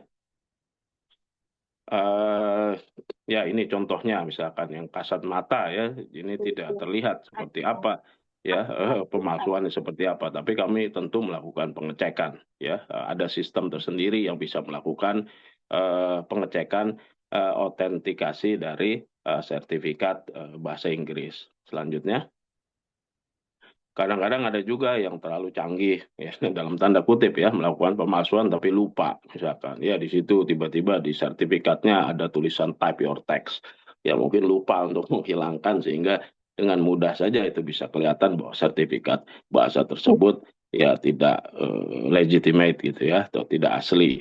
Selanjutnya. Ya, jadi ini banyak sekali ya teknik pemalsuan yang kita terus juga kembangkan deteksinya. Yang paling terakhir itu kami menemukan sertifikat bahasa yang dipalsukan secara parsial gitu ya. Jadi sebenarnya nilainya tidak mencapai ya, tidak 6,5 ya, tapi sertifikat asli betul-betul melaksanakan tes, tapi kemudian ada pemalsuan di angkanya ya, salah satu band score-nya itu dikarang sendiri ya, dinaikkan sehingga seakan-akan sesuai dengan dengan nilai yang keluar, padahal sebenarnya tidak. Dan tentu ketika kami lakukan verifikasi dan cek di sistem tentu pasti akan ketahuan. Ya, selanjutnya. Ya, jadi teman-teman mohon betul-betul diperhatikan ya, bahasa itu selalu hampir menjadi kendala utama. Ya, misalkan saya tanya ya, teman-teman kan tadi sudah membaca ya kurang lebih syarat-syarat bahasanya. Nah, sekarang dari sekitar berapa ini? 774 peserta yang hadir, kira-kira berapa orang yang kira-kira sudah memenuhi persyaratan bahasa tersebut? Silahkan, saya kasih waktu 30 detik untuk menuliskan di chat box. Kira-kira dari 774 orang ini, Ya, kira-kira berapa orang yang sudah memenuhi? Nah, yang sudah aja, ya. Kalau yang belum nanti banyak. Ada 700 chat, ya, yang sudah saja. Ini sekilas saja ya, gini kita apa ini survei survei sekilas saja ya. Nah, wah, alhamdulillah nih, lumayan banyak nih yang sudah. Ini baru menunjukkan semangat ini ya, SDM Kementerian Agama ini ya. Oke, mantap. Ini banyak ya. Itu ya, dipastikan saja ya, walaupun kadang-kadang suka ada juga yang salah paham gitu ya, dibilang jangan misalkan pokoknya nggak sesuai dengan standar sertifikat bahasa yang ditentukan oleh Kementerian Agama. Wah, ini betul-betul keren ya. Jadi dari 700-an ini banyak juga ya yang sudah menyampaikan, sudah memiliki syarat kemampuan bahasa gitu ya. Nah, ini tentu modal yang salah satu modal yang paling penting gitu ya untuk bisa apply beasiswa Indonesia Bangkit gitu ya. Oke, mau bagi teman-teman yang belum mencapai ya masih ada waktu ya sekitar 1 bulan 20 hari ya untuk bisa melakukan tes bahasa sesuai dengan yang dipersyaratkan. Oke, selanjutnya saya ingin menggarisbawahi terkait dengan persiapan akademik gitu ya. Ini yang pertama atau yang sebelumnya? Yang sebelumnya, Prof. Mohon izin. Iya, yang ini. Nah, jadi ada beberapa esai yang teman-teman harus tulis nanti. Nah, ini esainya ya harus betul-betul mencerminkan di, itu ya. Jadi ada diminta menulis personal statement atau esai motivasi diri. Panjangnya kurang lebih sekitar 1.000 di situ penjelasannya adalah personal statement pembelajaran serta kesiapan pendaftar gitu ya. Jadi yang dimaksud dengan kesadaran diri itu seperti apa? Anda menjelaskan latar belakang diri Anda, ya, background pendidikan, lalu kemudian kekuatan dan kelemahan, lalu kemudian menuliskan juga kaitan dengan pengalaman yang membentuk minat studi Anda. Lalu kemudian alasan memilih program studi itu, gitu ya. Jadi harus betul-betul didasarkan kepada pengenalan terhadap diri kita sendiri dan teman-teman juga harus betul-betul membedakan mana yang sekiranya tujuan studi itu hanya berdasarkan minat dan juga mana tujuan studi yang betul-betul minat dan bakat gitu ya. Jadi jangan sampai ada teman-teman ingin melanjutkan studi tapi tidak didasari dengan pertimbangan-pertimbangan yang kuat gitu ya. Sehingga argumen-argumen itu nanti lemah gitu ya. Jadi misalkan S1-nya di bidang misalkan teman-teman S1 di bidang manajemen pendidikan gitu ya. Lalu kemudian S2-nya dikarenakan itu semua masuk ke dalam program-program prioritas ya, tiba-tiba memilih studi di bidang energi gitu ya. Ya, itu tanpa ada dasar yang kuat itu nanti akan sulit untuk bisa diterima gitu ya. Lalu kemudian di personal statement ini juga harus menunjukkan kira-kira proses pembelajaran seperti apa, kira-kira tantangan yang pernah dihadapi, kegagalan, ya pelajaran yang bisa diambil, dan juga perubahan sikap dan kemampuan setelah melalui pengalaman itu, gitu ya. Jadi intinya yang ingin dilihat ini adalah bagaimana kira-kira proses pembelajaran yang sudah pernah kita lakukan dan ini membentuk pribadi kita yang lebih baik, gitu ya. Lalu kemudian yang selanjutnya adalah yang dimaksud dengan kesiapan melanjutkan studi. Ya tentu bidang yang dipilih apa. Paham kenapa kampus atau itu relevan gitu ya.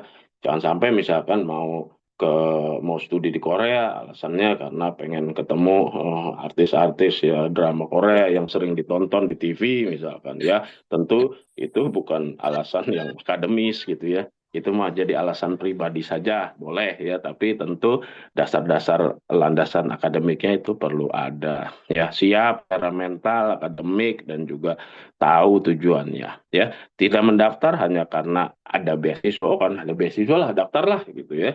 Tapi tidak mempersiapkan diri dengan baik. Ya, jadi Anda itu harus bisa menarasikan kira-kira ya dengan jelas ya apa saja bidang yang cocok untuk diri Anda dan bagaimana nanti ke depannya.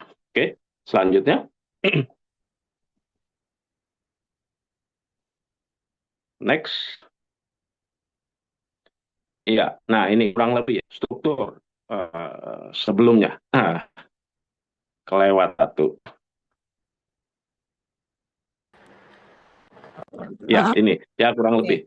Ini struktur yang suggest aja ya, yang disarankan saja, tidak ada yang diwajibkan gitu ya, kurang lebih untuk hal ini ya. Kira-kira diawali dengan pembuka, lalu kemudian tadi ya, proses belajar, tantangan, pelajaran, merubah diri, alasan memilih jurusan, ya, lalu kemudian kesiapan studi, dan juga terakhir penutup. Nah, ekspektasinya adalah kami melihat apakah teman-teman memahami diri sendiri gitu ya, dan juga memperlihatkan ketertarikan kuat antara latar belakang pribadi, kompetensi, tujuan akademik, dan kontribusi ke depan gitu ya. Jadi tidak loncat-loncat ya, semua itu bisa terukur dan terarah gitu. Selanjutnya ya, untuk persiapan akademik ini yang kedua, yaitu esai terkait dengan komitmen kembali ke Indonesia dan juga rencana pasca studi ya, dan juga kontribusinya untuk Indonesia ya. Jadi teman-teman, kita tidak berdebat terkait dengan boleh pulang apa enggak nanti misalkan ya, atau kira-kira kalau di dalam negeri kira-kira bisa keluar negeri enggak nanti, dan lain sebagainya ya. Intinya adalah bagaimana kontribusi kita nantinya ke Indonesia. Jadi teman-teman yang nanti akan misalkan keluar negeri ya, tentu harus kembali ya. Ini kira-kira ini maksud dengan komitmen kembali ke Indonesia adalah setelah studi ya, gimana teman-teman nanti bisa mengaplikasikan apa yang didapat dari studinya gitu ya. Nah, yang perlu dilihat kira-kira bagaimana kaitannya dengan persoalan di Indonesia, lalu kira-kira masalah apa yang sebenarnya Anda ingin bantu selesaikan, lalu kemudian niat realistis ya untuk berkontribusi di dalam negeri, lalu kemudian rencana pasca studi, kira-kira jangka pendeknya mau apa, ya, kemudian jangka menengahnya mau apa, lalu kemudian jangka panjangnya kira-kira mau seperti apa. Nah, lalu kemudian harus ada contribution plan yang jelas, gitu ya. Bukan sekedar kalimat saya ingin membantu program-program yang ada di pemerintah misalkan. Nah, seperti apa detailnya? Ya, masalah apa sih kira-kira ingin diselesaikan? Siapa sih target beneficiary-nya atau target manfaatnya? Bentuk kontribusinya seperti apa? Dan kira-kira bagaimana studi Anda membantu mewujudkan niat tersebut? Ya, jadi setelah belajar kira-kira intinya adalah saya akan berbuat apa ya untuk Indonesia ya. Nanti kita harus membiasakan gitu ya, ketika sudah mendapatkan sesuatu jangan terus meminta sesuatu gitu ya. Sering saya mendengar gitu ya, udah pulang terus bagaimana difasilitasi dan lain sebagainya. Harusnya ya udah harus berpikir ketika sudah diberikan, kira-kira berubahlah tangan kita menjadi tangan di atas. Kira-kira apa sih yang bisa kita kontribusikan ya bagi perkembangan bangsa ini gitu ya. Oke, silakan selanjutnya sedikit lagi. Nah, ini khusus yang buat S3 ya, atau barangkali nanti ada Master by Research ya. Jadi harus mulai segera siap-siap gitu ya, untuk proposal penelitian. Ya, ini mulai dari judul, bidang penelitian, latar belakangnya, ya tentu dengan konteks-konteks yang terbaru gitu ya. Kalau konteksnya spesifik, misalkan di regional, di kabupaten, nah kira-kira data apa saja yang mendukung, ya. Lalu kemudian rumusan masalahnya seperti apa, dan ini harus align dengan tujuan penelitian ya, atau pertanyaan penelitian ya, atau research question-nya. Ya, ekspektasinya adalah kemampuan kita bisa dinilai melalui kesiapan studi doktoral kita. Ya, kita tahu istilahnya topik-topik yang sedang hangat dan lain sebagainya yang kira-kira membantu mewujudkan pemecahan masalah yang ada di Indonesia. Oke, selanjutnya. Pendaftar program ini juga ini bagian kelanjutannya adalah rasional. Kira-kira kenapa sih kita perlu untuk melakukan penelitian ini. Lalu kemudian yang biasanya terkadang suka tidak maksimal adalah di bagian metode dan desain. Ya, biasanya ini udah capean duluan nulisnya ya, sehingga tidak menuliskan bagian metode dan desain penelitian secara robust atau secara komprehensif ya. Jadi ini tolong dijelaskan betul-betul mengapa memilih desain penelitian yang ini, mengapa metode ini yang dipakai untuk mencapai tujuan, lalu kira-kira gimana ngumpulin datanya, prosesnya seperti apa, mengapa harus menggunakan instrumen, mengapa harus menggunakan interview, dan seperti apa instrumennya, seperti apa interviewnya, dan ini harus dijelaskan secara gamblang. Yang tidak kalah pentingnya adalah bagaimana bisa menuliskan ya data analisis yang tajam gitu ya, dan juga termasuk hingga mencantumkan outline jadwal penelitian dari awal sampai selesai. Jadi emang betul-betul pengen diukur kira-kira dengan studi yang diberikan ini sekitar 3 atau 4 tahun, kira-kira risetnya yang akan dilakukan ini visible atau tidak, mungkin atau tidak dicapai di dalam rentang waktu tersebut. Ya. Selanjutnya, sedikit lagi ini kayaknya atau mungkin sudah habis. Oh ya, signifikansi ya dan manfaat ya tentunya ya kalau kita melakukan penelitian ya tentu harus dijelaskan signifikansinya dan manfaatnya seperti apa ya. Dan terakhir tentu daftar pustaka yang relevan ya. Saya sering melakukan penilaian atau asesmen terhadap penelitian, itu daftar pustakanya bisa saja panjang ya, tapi kadang-kadang dua hal yang dilupakan adalah terupdate-nya. Kadang-kadang daftar pustakanya itu banyak yang sudah tidak relevan ya, atau sudah terlalu tua, atau juga tidak menyentuh substansi dari proposal yang ditulis gitu ya. Misalkan ada sebuah elemen penting ya di situ, misalkan terkait dengan pembelajaran mendalam misalkan ya, tapi literatur atau daftar pustaka yang tercantum terkait dengan pembelajaran mendalam itu sangat sedikit atau bahkan kurang gitu ya. Jadi banyaknya referensi tidak menjamin ya terhadap list daftar pustaka yang bagus. Saya pikir itu saja untuk sementara, Prof. Yuli dan teman-teman semua. Terima kasih banyak atas perhatiannya. Kita bisa lanjutkan nanti dengan tanya jawab ya, ya bisa menjawab pertanyaan teman-teman semua sebaik-baiknya. Mudah-mudahan Pak Kapus juga masih berkenan membersamai kita. Beliau yang paling tahu persis ya terhadap jawaban-jawaban dari pertanyaan. Saya kembalikan untuk sementara kepada moderator. Assalamualaikum warahmatullahi wabarakatuh.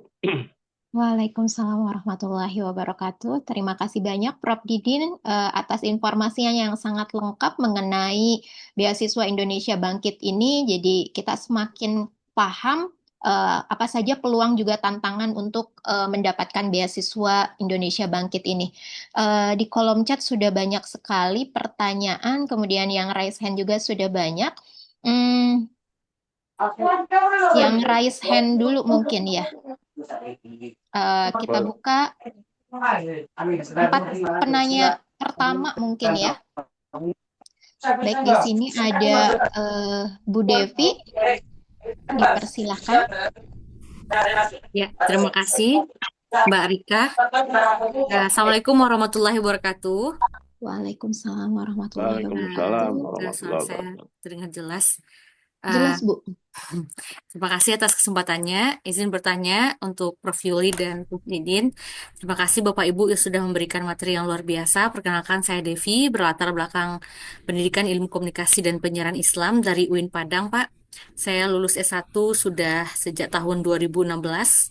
Dan saya bekerja di lembaga non-Kementerian Agama.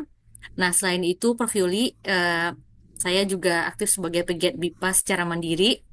Dan saya lihat di Australia juga BIPA juga cukup berkembang seperti yang Ibu ceritakan tadi. Sebenarnya saya sudah cukup lama untuk mempersiapkan studi ke luar negeri, dan dalam proses tersebut saya mengembangkan pengalaman juga terkait dengan jurusan saya ataupun bidang yang saya geluti yaitu BIPA, Bu. Namun saya masih terkendala dengan kemampuan bahasa Inggris. Sedikit lagi sebenarnya Bu untuk sampai ke standar Australia. Apakah ada di sana kampus-kampus yang mungkin menyediakan persiapan kelas bahasa Bu yang terintegrasi dengan program studi sehingga mahasiswa internasional tetap dapat melanjutkan studi meskipun belum memenuhi persyaratan bahasa yang standar S2 di sana begitu Bu. Kemudian untuk Prof. Didin izin Bapak, tadi Bapak sempat menyampaikan salah satu syarat BIP itu CPNS dan P3K itu dilarang untuk mendaftar Pak. Kebetulan saya P3K di salah satu kementerian Bapak. Izin Pak, secara aturan kan sebenarnya P3K ini tidak dibolehkan untuk mendapatkan izin belajar Pak. Sampai selama 3 tahun ini saya belum mendapatkan eh, izin untuk tubel gitu Pak. Pilihannya untuk kuliah ini kita resign atau kita kuliah namun tetap mengutamakan pekerjaan kita Pak. Jadi secara pribadi saya tidak bisa jalan dalam dua lain gitu, bekerja dan kuliah sementara tidak mendapatkan izin seperti PNS. Nah, apakah jika memungkinkan nggak ya Pak, kalau misalnya untuk saat ini saya memang memilih dan berusaha untuk mencari jalan untuk S2 Bapak, apakah mungkin ada kesempatan gitu Pak untuk mungkin ada surat pernyataan bahwa memang kalau terpilih sebagai penerima BIP, saya akan meninggalkan P3K itu Pak. Mungkin mohon izin Bu Yuli dan Pak Didin, mohon arahnya. Terima kasih. Assalamualaikum warahmatullahi wabarakatuh. Waalaikumsalam Waalaikumsalam warahmatullahi wabarakatuh. Terima kasih banyak Bu Devi atas pertanyaannya. Kita tampung terlebih dahulu atau langsung jawab ya Bu Prof. Didin? Mohon izin. Tampung aja dulu, Mbak. Ditampung terlebih dahulu ya. Nah, ini ada Pak Kapus juga nih. Paling mantap ini. Baik, kita lanjut ke penanya kedua kepada Pak Randi. Cek Uti, adik ada Zoom Uti. Udah Uti kalau mau makan makan aja dulu. Adik ada Zoom Uti. Udah Uti Izin makan dulu saya aja. Kayaknya langsung dijawab ya tadi ya. Assalamualaikum. Waalaikumsalam. Maaf tadi arahan Pak Kapus bagaimana? Langsung dijawab? Langsung dijawab. Kayaknya langsung jawab ya Pak Kapus. Mohon izin. Oh, langsung jawab ya. Ya, Gimana pertama tadi arahannya? ya langsung juga nggak boleh. Oh gitu. Ya, gini untuk Bu Devi, pertama, jadi intinya gini, beasiswa ini kan untuk meningkatkan kualitas anak bangsa secara umum.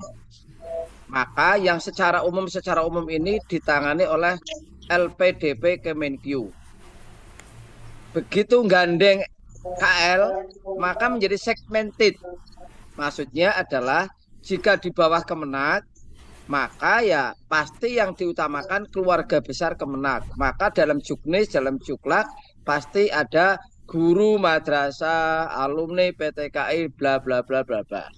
Begitu di Dikbud, ya pasti SD, SMP, SMU, wala alihi wa ashabi.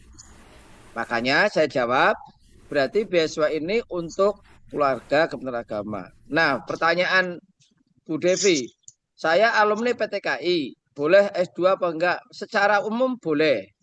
Tetapi kalau tiketnya adalah tiket alumni boleh. Tapi kalau tiketnya adalah tiket CPNS dan P3K, untuk aturan tugas belajar sampai hari ini belum ditetapkan. Belum di apa namanya?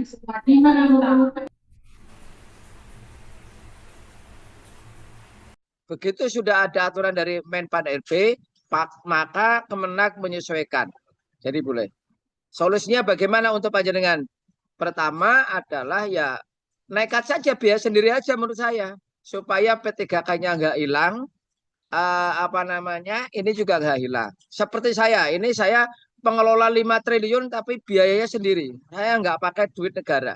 Jadi nggak usah sedih kalau yang nggak dapat beasiswa. Saya ini loh ngelola beasiswa nggak dapat beasiswa. Jadi kalau teman-teman itu ya nggak usah bersedih. Jadi tetapi kalau sampean itu P3K dan kemudian ini ya kita nggak berani ya Pak ya, jalurnya juga nggak berani. Nanti kalau ada kebohongan data, nanti yang kena sampean. Salah satunya diberikan hukum oleh LPDP, ada yang 3 tahun, 4 tahun, 5 tahun. Salah satunya yang banyak itu pemalsuan TOEFL. Itu 5 tahun tidak ini. Ada pemalsuan lagi S2 daftar. Sudah punya gelar S2 daftar S2. maka juga akan kena hukuman. Nah, makanya ini dalam konteks ini hati-hati. Mungkin itu ya. Kalau ada lagi silakan. Ya, saya menjawab yang ini, yang bahasa Inggris. Jadi memang saya sebenarnya mencoba memfasilitasi, misalnya mudah-mudahan kita misalnya dapat diskon dan sebagainya gitu ya. Cuma memang di Australia itu ada namanya ELICOS ya. Jadi misalnya IELTS kita 5. Kemudian di kampusnya Prof Didin tuh IELTS ELICOS di UC, IELTS-nya 5 atau IELTS-nya 6. Kita mau 6,5 masternya. Nah, itu kuliah 5 minggu. Tapi 1 minggunya itu biayanya $500, 5 juta. Nah, sayangnya biasanya beasiswa tidak mengcover kan biaya bahasa Inggris gitu.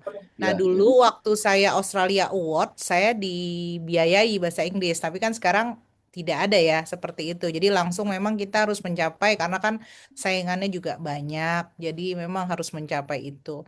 Nah, di Australia inginnya guru-guru Indonesia juga bisa menjadi guru bahasa Indonesia di Australia.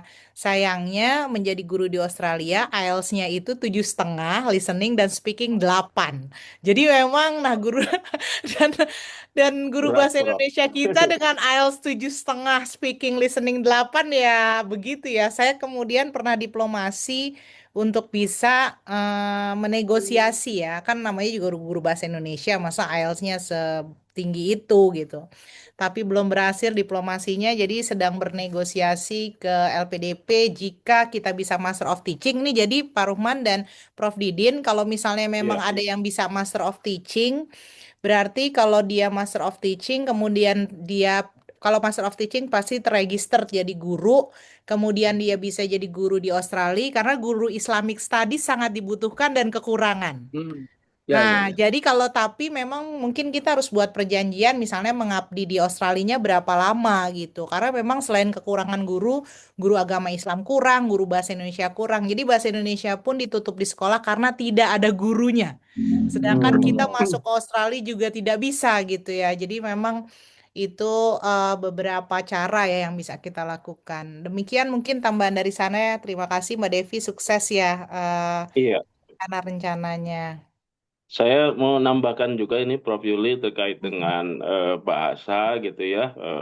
Tadi bahwa nanti setelah dinyatakan sebagai calon penerima beasiswa Indonesia Bangkit, Puspenma itu sudah menyediakan ya program yang dinamakan LAPP, Language and Academic Preparation Program gitu. Itulah sebabnya kami itu menetapkan syarat bahasa itu tidak untuk ada juga. yang paling Ya sudah. bisa tolong di-unmute dulu. Sudah ya. Salam wabarakatuh ya. Tolong teman-teman yang belum diajak ngomong di mute dulu ya. Nah, lanjut Prof. Ya, kasih Pak Kapus. Jadi itu sebabnya kami itu menetapkan persyaratan bahasa itu sudah bernegosiasi antara idealis dan juga kenyataan di lapangan gitu. Jadi kami tidak mensyaratkan bahasa Inggris misalkan IELTS itu yang sesuai dengan kampus tujuan ketika mendaftar di awal gitu ya. Misalkan IELTS untuk S2 itu syaratnya kalau tidak salah itu IELTS itu 6 gitu ya. Kalau di Australia misalkan hampir tidak ada kayaknya S2 yang menerima IELTS dengan 6. Yang paling rendah biasanya 6,5 ya. Jadi karena kami sudah mengetahui bahwa banyak teman-teman yang masih berada di angka tersebut, makanya itulah salah satu alasan mengapa ditetapkan 6 gitu ya. Sehingga nanti ketika teman-teman dinyatakan sebagai calon penerima, teman-teman akan masuk dan mengikuti LAPP tadi. Nah, ini sudah dibiayai penuh oleh Pak Kapus ya, luar biasa ya. Jadi udah masuk paket beasiswa sudah penuh termasuk sampai living cost-nya ya, lalu kemudian biaya perjalanannya dari tempat tujuan ke lokasi biasanya di pusat bahasa PTKIN yang sudah ditunjuk atau sudah lolos ya seleksi dari Kementerian Agama gitu ya. selama kurang lebih paling pendek durasinya 2 bulan ya. Kadang bisa 3 bulan atau bahkan sampai 6 bulan. Jadi tergantung situasi. Nah, kemudian ketika sudah diberikan pelatihan, enggak cukup juga. Lalu bagaimana? Ya, banyak pilihannya. Kementerian Agama dalam hal ini Beasiswa Indonesia Bangkit juga bekerja sama dengan beberapa kampus ya yang bisa memfasilitasi ini ya. Jadi ada beberapa kampus misalkan University of Canberra, lalu kemudian ada juga Central Queensland University yang mereka dan juga ada kampus lain saya rada lupa itu kampus apa ya. Jadi mereka memberikan fasilitas tadi yang Prof. Yuli sampaikan yaitu ELICOS. Ya, ELICOS itu mereka yang tanggung. Ada yang kampus menanggung semuanya termasuk ya bahkan sampai living cost-nya juga gitu ya. Jadi teman-teman jangan khawatir ya, masih banyak kok contingency plan-nya yang bisa kita lakukan ya. Semoga nanti dengan contingency plan tersebut sehingga nanti bisa sedikit banyak mengurangi ya jumlah yang tadi Pak Kapus sampaikan ya udah diterima beasiswa tapi tak kunjung bisa berangkat ya. Mudah-mudahan nanti angka itu bisa menurun ya. Jadi kita sudah semakin mempersiapkan backup plan untuk meminimalisir angka tersebut. Terima kasih. Terima kasih Mbak banyak. Moderator, Mbak Ah. Moderator, Iya, Pak. saya izin jawab yang sekenanya ya yang ada di chat. Eh, iya, Bapak. Pertama dari Marzuki, Bu Wila. Apakah standar skolastik dan juga standar penilaian BIP sama seperti ujian LPDP? Secara umum sama. Ada bahasa Inggrisnya, ada tes bakat skolastiknya, dan sebagainya. Bedanya untuk di LPDP, untuk TBS-nya itu yang sudah LOA di dalam dan luar negeri tidak perlu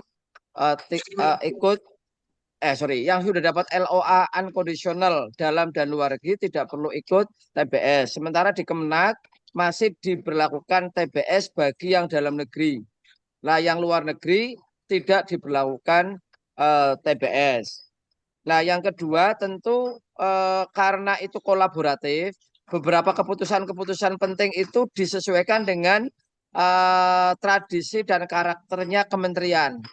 Ini kayaknya Maksudnya adalah siswa ditentukan galau ya, Bu. ujiannya, Iya, dah. standarnya itu ditentukan oleh termasuk misalkan di LPDP menggandeng perguruan tinggi psikologi mana, di Kemenak juga sama menggandeng psikologi tertentu, sehingga tidak sama. Tetapi kami diberi keleluasaan oleh LPDP. Standar pembiayaan sama, jadi silakan saja. Ini dari jawaban Mas Marzuki. Kemudian saya tidak paham yang Jafir ini, tetapi saya kalau bisa saya pahami, baik alumni S1, S2, S3 dalam luar negeri itu no problem. Yang penting ada kaitannya dengan Kemenak apa? Kalau panjenengan itu S1-nya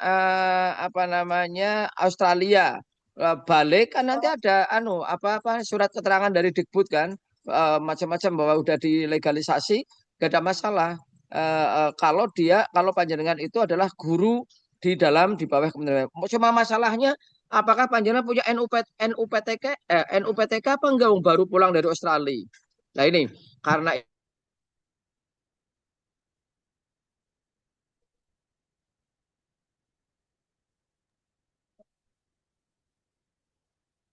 hilang ya suaranya. Kayaknya internet ya.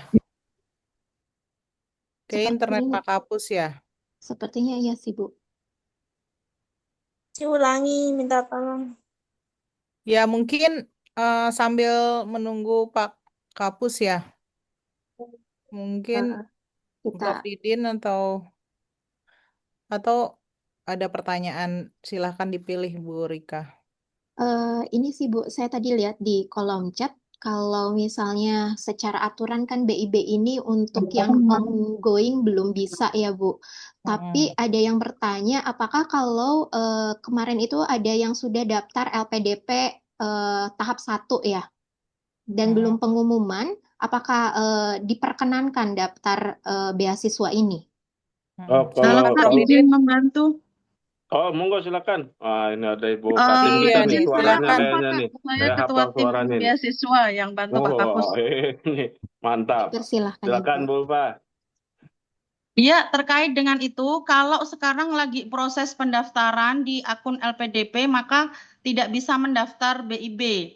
Jadi nanti kalau sudah dinyatakan gugur, misalnya nggak lolos administrasi atau misalnya nggak lolos TBS, nanti bisa mendaftar, akunnya sudah lepas lagi, jadi bisa mendaftar lagi karena ini by nick gitu ya teman-teman. Jadi kalau sedang proses seleksi nggak bisa daftar program lain gitu. Ya, karena sekarang terintegrasi ya, Bu. Iya betul, betul Prof. Ya. Baik, Oke, terima mungkin kasih pertanyaan yang Jen. lain Kak. Baik, kita lanjut ke penanya berikutnya. Di sini ada Alin Azkanuha. Dipersilahkan. Ibu Terima tadi kasih. Rahmat Hidayat tadi belum sempat bertanya, yang kedua tadi dipilih. Gimana, Nanti Mbak? mau nanti setelah ini berarti Alin ya. Baik, Iya. silakan Bapak. Ya, izin saya duluan. Assalamualaikum warahmatullahi wabarakatuh. Terima kasih kesempatannya.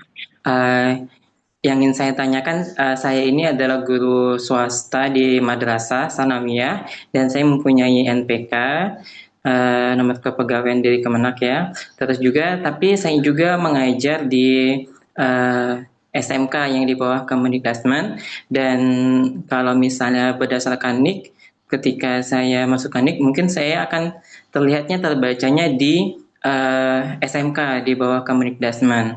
Nah, pertanyaan saya, dan saya sebenarnya masih aktif juga ngajar di Madrasah Sanawiyah. Apakah saya bisa mendaftar beasiswa BIB? Karena dari mulai sampai hari ini pun saya belum ada melihat beasiswa BIB di LPDP, akun LPDP belum terbuka seperti itu. Terima kasih. Baik, terima kasih Baik. Pak Rahmat. Iya, baik. Terima kasih Pak pertanyaannya. Ini mungkin banyak pertanyaan di kolom chat ya terkait dengan memang untuk BIB belum bisa dipilih di platform LPDP terintegrasi.kemenq.go.id. Teman-teman ya, kita lagi proses penyesuaian program di Kementerian Agama. Jadi saat ini teman-teman baru bisa membuat akun dan melengkapi profil gitu ya. Kemudian menyiapkan dokumen-dokumen yang dibutuhkan. Nanti semoga aja tidak terlalu lama. Saya harapkan besok sudah bisa ada ya untuk program beasiswa Kementerian Agama di LPDP. Begitu ya Bapak Ibu sekalian untuk informasi ini. Jadi teman-teman fokus ke pembuatan akun dulu, kemudian lengkapi profil karena di situ juga banyak yang harus dilengkapi begitu ya. Kemudian riwayat-riwayat prestasi dan lain-lain silakan dilengkapi dulu. Nanti kalau sudah ready bisa dipilih programnya, nanti teman-teman bisa memilih begitu. Terima kasih. Terima kasih banyak Ibu. Baik. Mbak Rika, boleh? Ya. Boleh bertanya? Sebentar ya Bu, tadi sudah ada Alin ya yang Baik, Ibu, terima izin tadi, kasih. dipersilakan. Ibu moderator tadi pertanyaan yang utama, apakah saya bisa mendaftar ketika saya mengajar di dua tempat, yaitu di MTS sama di SMK, yang notabene satu di bawah Kemenak, satu di bawah Kemendikbudristek. Apakah masih bisa daftar seperti itu? Oh iya, ini adalah beasiswa untuk keluarga besar Kementerian Agama, telah disampaikan Pak Kapus dari awal. Jadi kalau guru itu berdasarkan NUPTK yang dipunya Pak Rahmat. Pak Rahmat NUPTK-nya di mana? Kalau NUPTK-nya di Madrasah Sanawiyah maka bisa. Kalau NUPTK-nya di SMP berarti tidak bisa gitu Pak. Mohon maaf.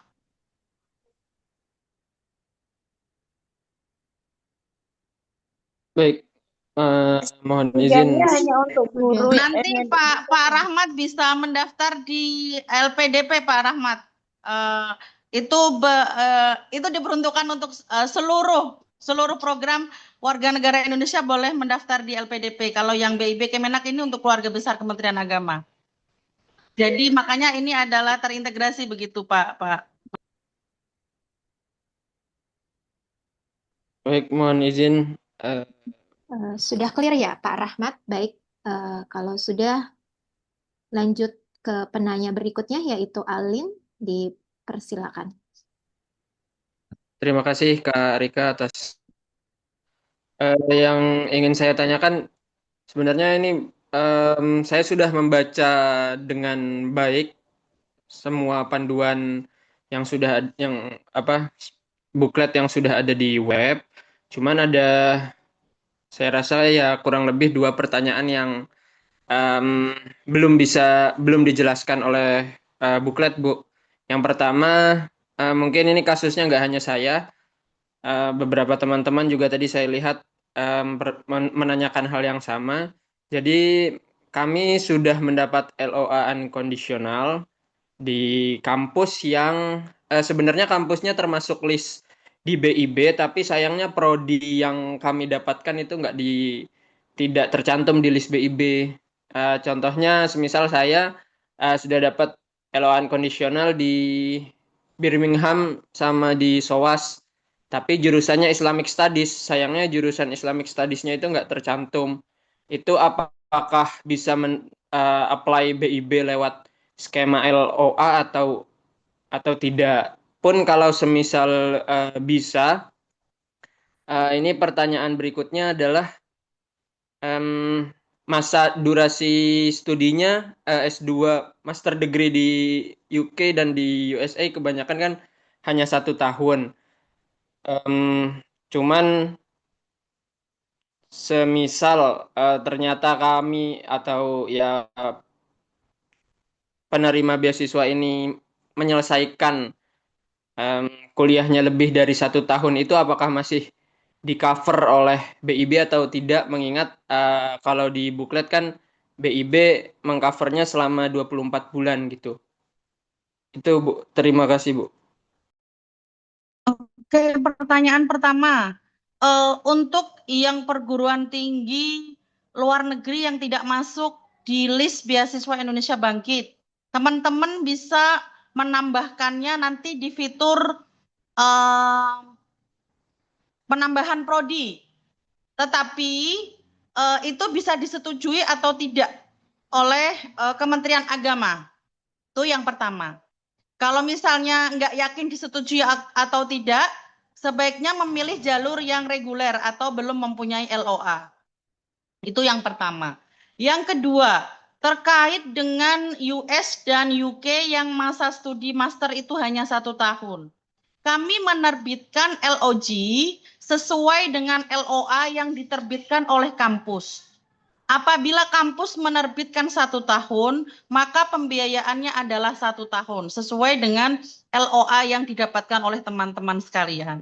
Ketentuan untuk UK yang ada dispensasi sepertinya 1 atau 2 bulan, saya harus cek lagi di ketentuan LPDP, itu dibolehkan untuk proses wisuda atau apa gitu. Jadi khusus untuk yang itu. Selain itu tidak bisa. Jadi kita terbitkan LOG sesuai dengan LOA yang didapat atau garansi pembiayaannya seperti itu.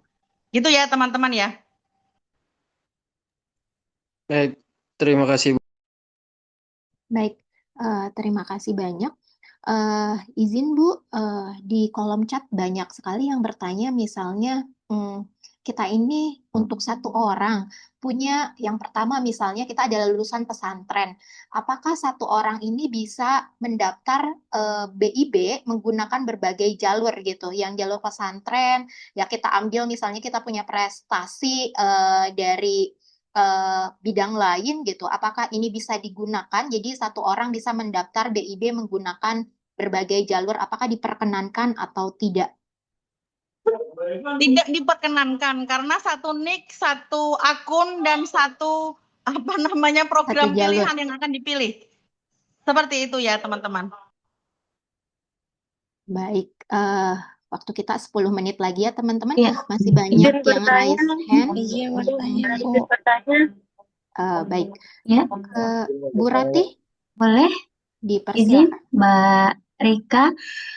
Bu Ulfa mohon izin, tadi sebenarnya saya sempat chat lewat chat juga, tapi mungkin karena dapat kesempatan pertanyaan langsung, saya akan menanyakan secara langsung. Bu Ulfa, saya mohon izin menanyakan beberapa poin. Saya sudah membaca buklet dengan seksama, insya Allah tidak ada yang terlewat. Untuk itu saya menanyakan 3 poin penting. Yang pertama terkait daftar prodi yang saat ini sudah di launching seperti itu ya di web BIP. Itu apakah akan diupdate secara berkala atau per hari ini sudah fix, Bu? Karena eh, saya akan mendaftar sebagai alumni PTKIN, saya dari UIN Jogja. Kemudian kebetulan tujuan prioritas saya itu di Magister Ilmu Administrasi di Universitas Indonesia. Tapi cukup mengejutkan karena tahun-tahun sebelumnya masuk ternyata tahun ini Magister Ilmu Administrasi tersebut nggak ada di daftar prodi. Padahal secara reputasi dan akreditasi tentu sudah unggul. Justru saya malah melihat dengan fakultas yang sama, prodi yang berbeda, dan itu notabene prodi baru yang baru aja diresmikan unggul akhir tahun kemarin justru masuk di daftar prodi. Nah, itu yang saya pertanyakan, apakah nanti daftar prodinya akan diupdate secara berkala atau in case-nya saya harus input manual dengan melampirkan reputasi dan akreditasi prodi tersebut. Kemudian yang kedua, karena saya Saya mendaftar jawab dulu sebagai yang pertama alumni. ya. Oh iya, Bu. Ya, baik. Oke, Ya, kemungkinan besar bisa akan kami update untuk kampus dan prodi, gitu ya. oh baik, Makanya kami baik, Bu. tidak Baik, Bu. men-set itu bisa di-download, begitu ya teman-teman. Jadi Oh ya, cek baik. secara berkala itu. Baik, Kemudian Bu. apabila sampai dengan misalnya sudah mendekati penutupan nggak muncul gitu Iya, ya, iya, teman-teman Bu. bisa menambahkan sendiri dengan melampirkan sertifikat Ban PT yang menunjukkan itu unggul gitu ya. Baik, Karena kita baik, cut Bu. off apa namanya prodi ini kan sekitar awal Maret kalau nggak salah. Mungkin ada prodi-prodi atau kampus Iya, unggul betul. yang belum masuk saat kita apa namanya close itu gitu. Iya, Nah, itu baik. data kami juga kami ambil dari laman Ban PT begitu ya. Sehingga kalau Ban PT-nya itu nggak update, pasti ya apa namanya data kita juga tidak Baik, update Bu. begitu teman-teman sekalian ya. Terima kasih. Baik, terima kasih Bu Ulfa. Izin Bu melanjutkan pertanyaan. Kemudian yang kedua tadi, karena saya mendaftar sebagai alumni dan kebetulan saat ini saya bekerja sebagai ASN di Perpustakaan Nasional, gitu Bu. Untuk surat rekomendasi di buklet itu tertulis rekomendasi dari akademisi atau tokoh masyarakat. Nah, untuk hal ini apakah diperkenankan Bu jika saya melampirkan rekomendasi untuk mewakili akademisi itu dari mungkin dekan fakultas atau pembimbing skripsi saya waktu di UIN dulu, kemudian saya Oke, tambahkan dengan oke. rekomendasi dari pimpinan, begitu. Oke, untuk case teman-teman alumni yang sekarang berstatus sebagai PNS di kementerian lain atau tidak di bawah Kementerian Agama, teman-teman bisa mendaftar tadi ya kata Pak Kapus dengan menggunakan tiket alumni perguruan tinggi keagamaan Islam. Tetapi untuk status teman-teman PNS di kementerian masing-masing sepenuhnya tanggung jawab teman-teman dengan instansinya. Begitu ya. Itu perlu dicatat karena nanti jangan sampai dibenturkan gitu ya. Kementerian Agama memberikan beasiswa ternyata dari apa namanya Kementerian Bapak Ibu atau apa namanya lembaga Bapak Ibu tidak mengizinkan. Jadi teman-teman sebelum apa namanya mendaftar beasiswa pastikan sudah mendaftarkan mendapatkan izin dari pimpinan instansi masing-masing apabila punya instansi gitu. Soalnya nanti terkait dengan tugas belajar teman-teman begitu ya. Izin Bu bertanya Bu. Jadi aja Mbak. Iya, jadi rekomendasinya tetap dari pimpinan lembaga ya Bu? Ya, rekomendasinya yang bisa meyakinkan bahwa Mbak siapa ini? Ratih Bu, izin Bu Ratih. Mbak Ratih itu ya kalau kita bicara apa tokoh akademisi ya paling tidak profesor atau doktor begitu ya yang menyatakan bahwa Mbak Ratih ini cocok untuk lanjut kuliah bidang komunikasi misalnya gitu Mbak. Baik, baik Bu. Baik, terima Oke. kasih banyak. Mungkin itu Bu Izin, Ulfa. Terima kasih Bu. izin Bu bertanya Bu. Izin bertanya, Bu. Izin bertanya, Ibu. Izin Bu. Eh, Izin Izin bertanya, tinggal 4 Bu. menit lagi, mungkin satu orang penanya terakhir ya. Izin Bu. Izin, Bu. Ibu. Izin, Bu. Boleh Bertanya. Laila, Ibu Laila, Ya, dipersilakan. Saya izin Kak. izin bertanya, Ibu. Jadi pertanyaannya tentang kasus saya ini ya. Saya dari kampus dan prodi di luar naungan Kemenag, tapi selama saya kuliah S1 saya juga sambil mondok. Nah, selain itu juga saya lulusan MAN. Nah, apakah bisa saya mendaftar beasiswa BIB pesantren magister atau BIB double degree magister? Dan pertanyaan kedua Bisa. dan Iya. oh ya, Bisa ya, Kak, ya. ini kasus teman saya. Jadi teman saya itu lulusan sastra Arab di UGM dan lulusan MAN juga. Nah, apakah bisa mendaftar BIB untuk magister? Ya, bisa. Nanti teman-teman, bagi yang seperti ini nih, seperti Mbak Laila sampaikan, untuk profil status pekerjaannya di profil itu harus diisi sebagai alumni pendidikan keagamaan ya. Jangan memilih yang lain. Kalau nanti memilih yang lain, dipastikan nanti nggak lolos administrasi. Gitu ya, teman-teman. Oh, walaupun Oke, Izin, Bu. itu kuncinya Izin, Bu. bagi yang Izin Bu mau alumni bertanya. pendidikan keagamaan itu nanti seperti itu ya. Pilih profil. Sebenarnya di buklet kami sudah jelas ya, teman-teman. Bisa lihat lagi buklet kami. Izin Bu mau bertanya. Izin Ini mau kalau bertanya, misalkan Bu. kita dari guru PNS di Kementerian Agama, kita sudah menyelesaikan program magister. Nah, apakah bisa kita mengikuti program doktoralnya? Karena tadi yang disampaikan oleh Prof. Izin, yang bisa mengikuti program doktoral itu adalah dosen. Bagaimana dengan kami yang guru PNS di madrasah ini yang sudah magister, Bu? PNS itu mau Untuk bertanya guru apa? tidak diperkenankan atau belum diperkenankan mendaftar S3 karena S3 hanya untuk dosen dan pegawai Kementerian Agama. Di buklet sudah jelas ya, Bu? Itu nggak bisa ya, Bu, kalau guru. Nggak bisa. Izin Terima kasih, Bu, bertanya atas Bu. penjelasannya. Bu, nanya Bu. Rika yang ini. Baik, sebentar ya, Ibu Bapak semuanya. Mungkin satu penanya terakhir saja ya, karena waktu kita sudah terbatas. Izin Bu, saya Bu, Abdul Hakim, dipersilakan. Ini tuh Hakimah. Oke, izin Bu, saya Abdul Hakim. Jadi Mbak, saya saya nanya dosen. itu masalah yang dosen Mahat Ali. Sebentar ya Bu, yang dipersilakan Bu Pak Abdul Hakim. Ya, saya Abdul Hakim Bu. Juga. Saya Abdul Hakim, guys. Izin saya tanya biar nggak lama. Saya kan dosen agama Islam di PTU Negeri. Saya dosen S2 dan ingin melanjutkan doktoral. Sebenarnya permasalahan saya ini kan disebutkan syaratnya itu harus ada NIDN. Nah, sementara kami kan ada migrasi dari NIDN menjadi NUPTK, sehingga ketika saya menjadi dosen, saya tidak mendapatkan NIDN tapi mendapatkan NUPTK. Itu bagaimana Bu? Kan saya juga dosen agama Islam di PTU. Bisa. Ya, kalau dosen agama di PTU bisa Pak mendaftar ya Pak. Kalau nomenklaturnya sekarang NUPTK, silakan diunggah ya. NUPTK-nya ya Pak ya. Oh, oke, makasih Bu, makasih Bu, terima kasih. Bu, kalau misalkan dosen Mahat Ali Bu, di kolom pendaftaran itu, di kolom pendaftaran tidak bisa tidak punya NIDN kan kalau dosen Ali. Oke, dosen Mahat Ali bisa hanya mencantumkan 0000 karena nggak punya nomor unik ya, khusus bagi dosen Mahat Ali.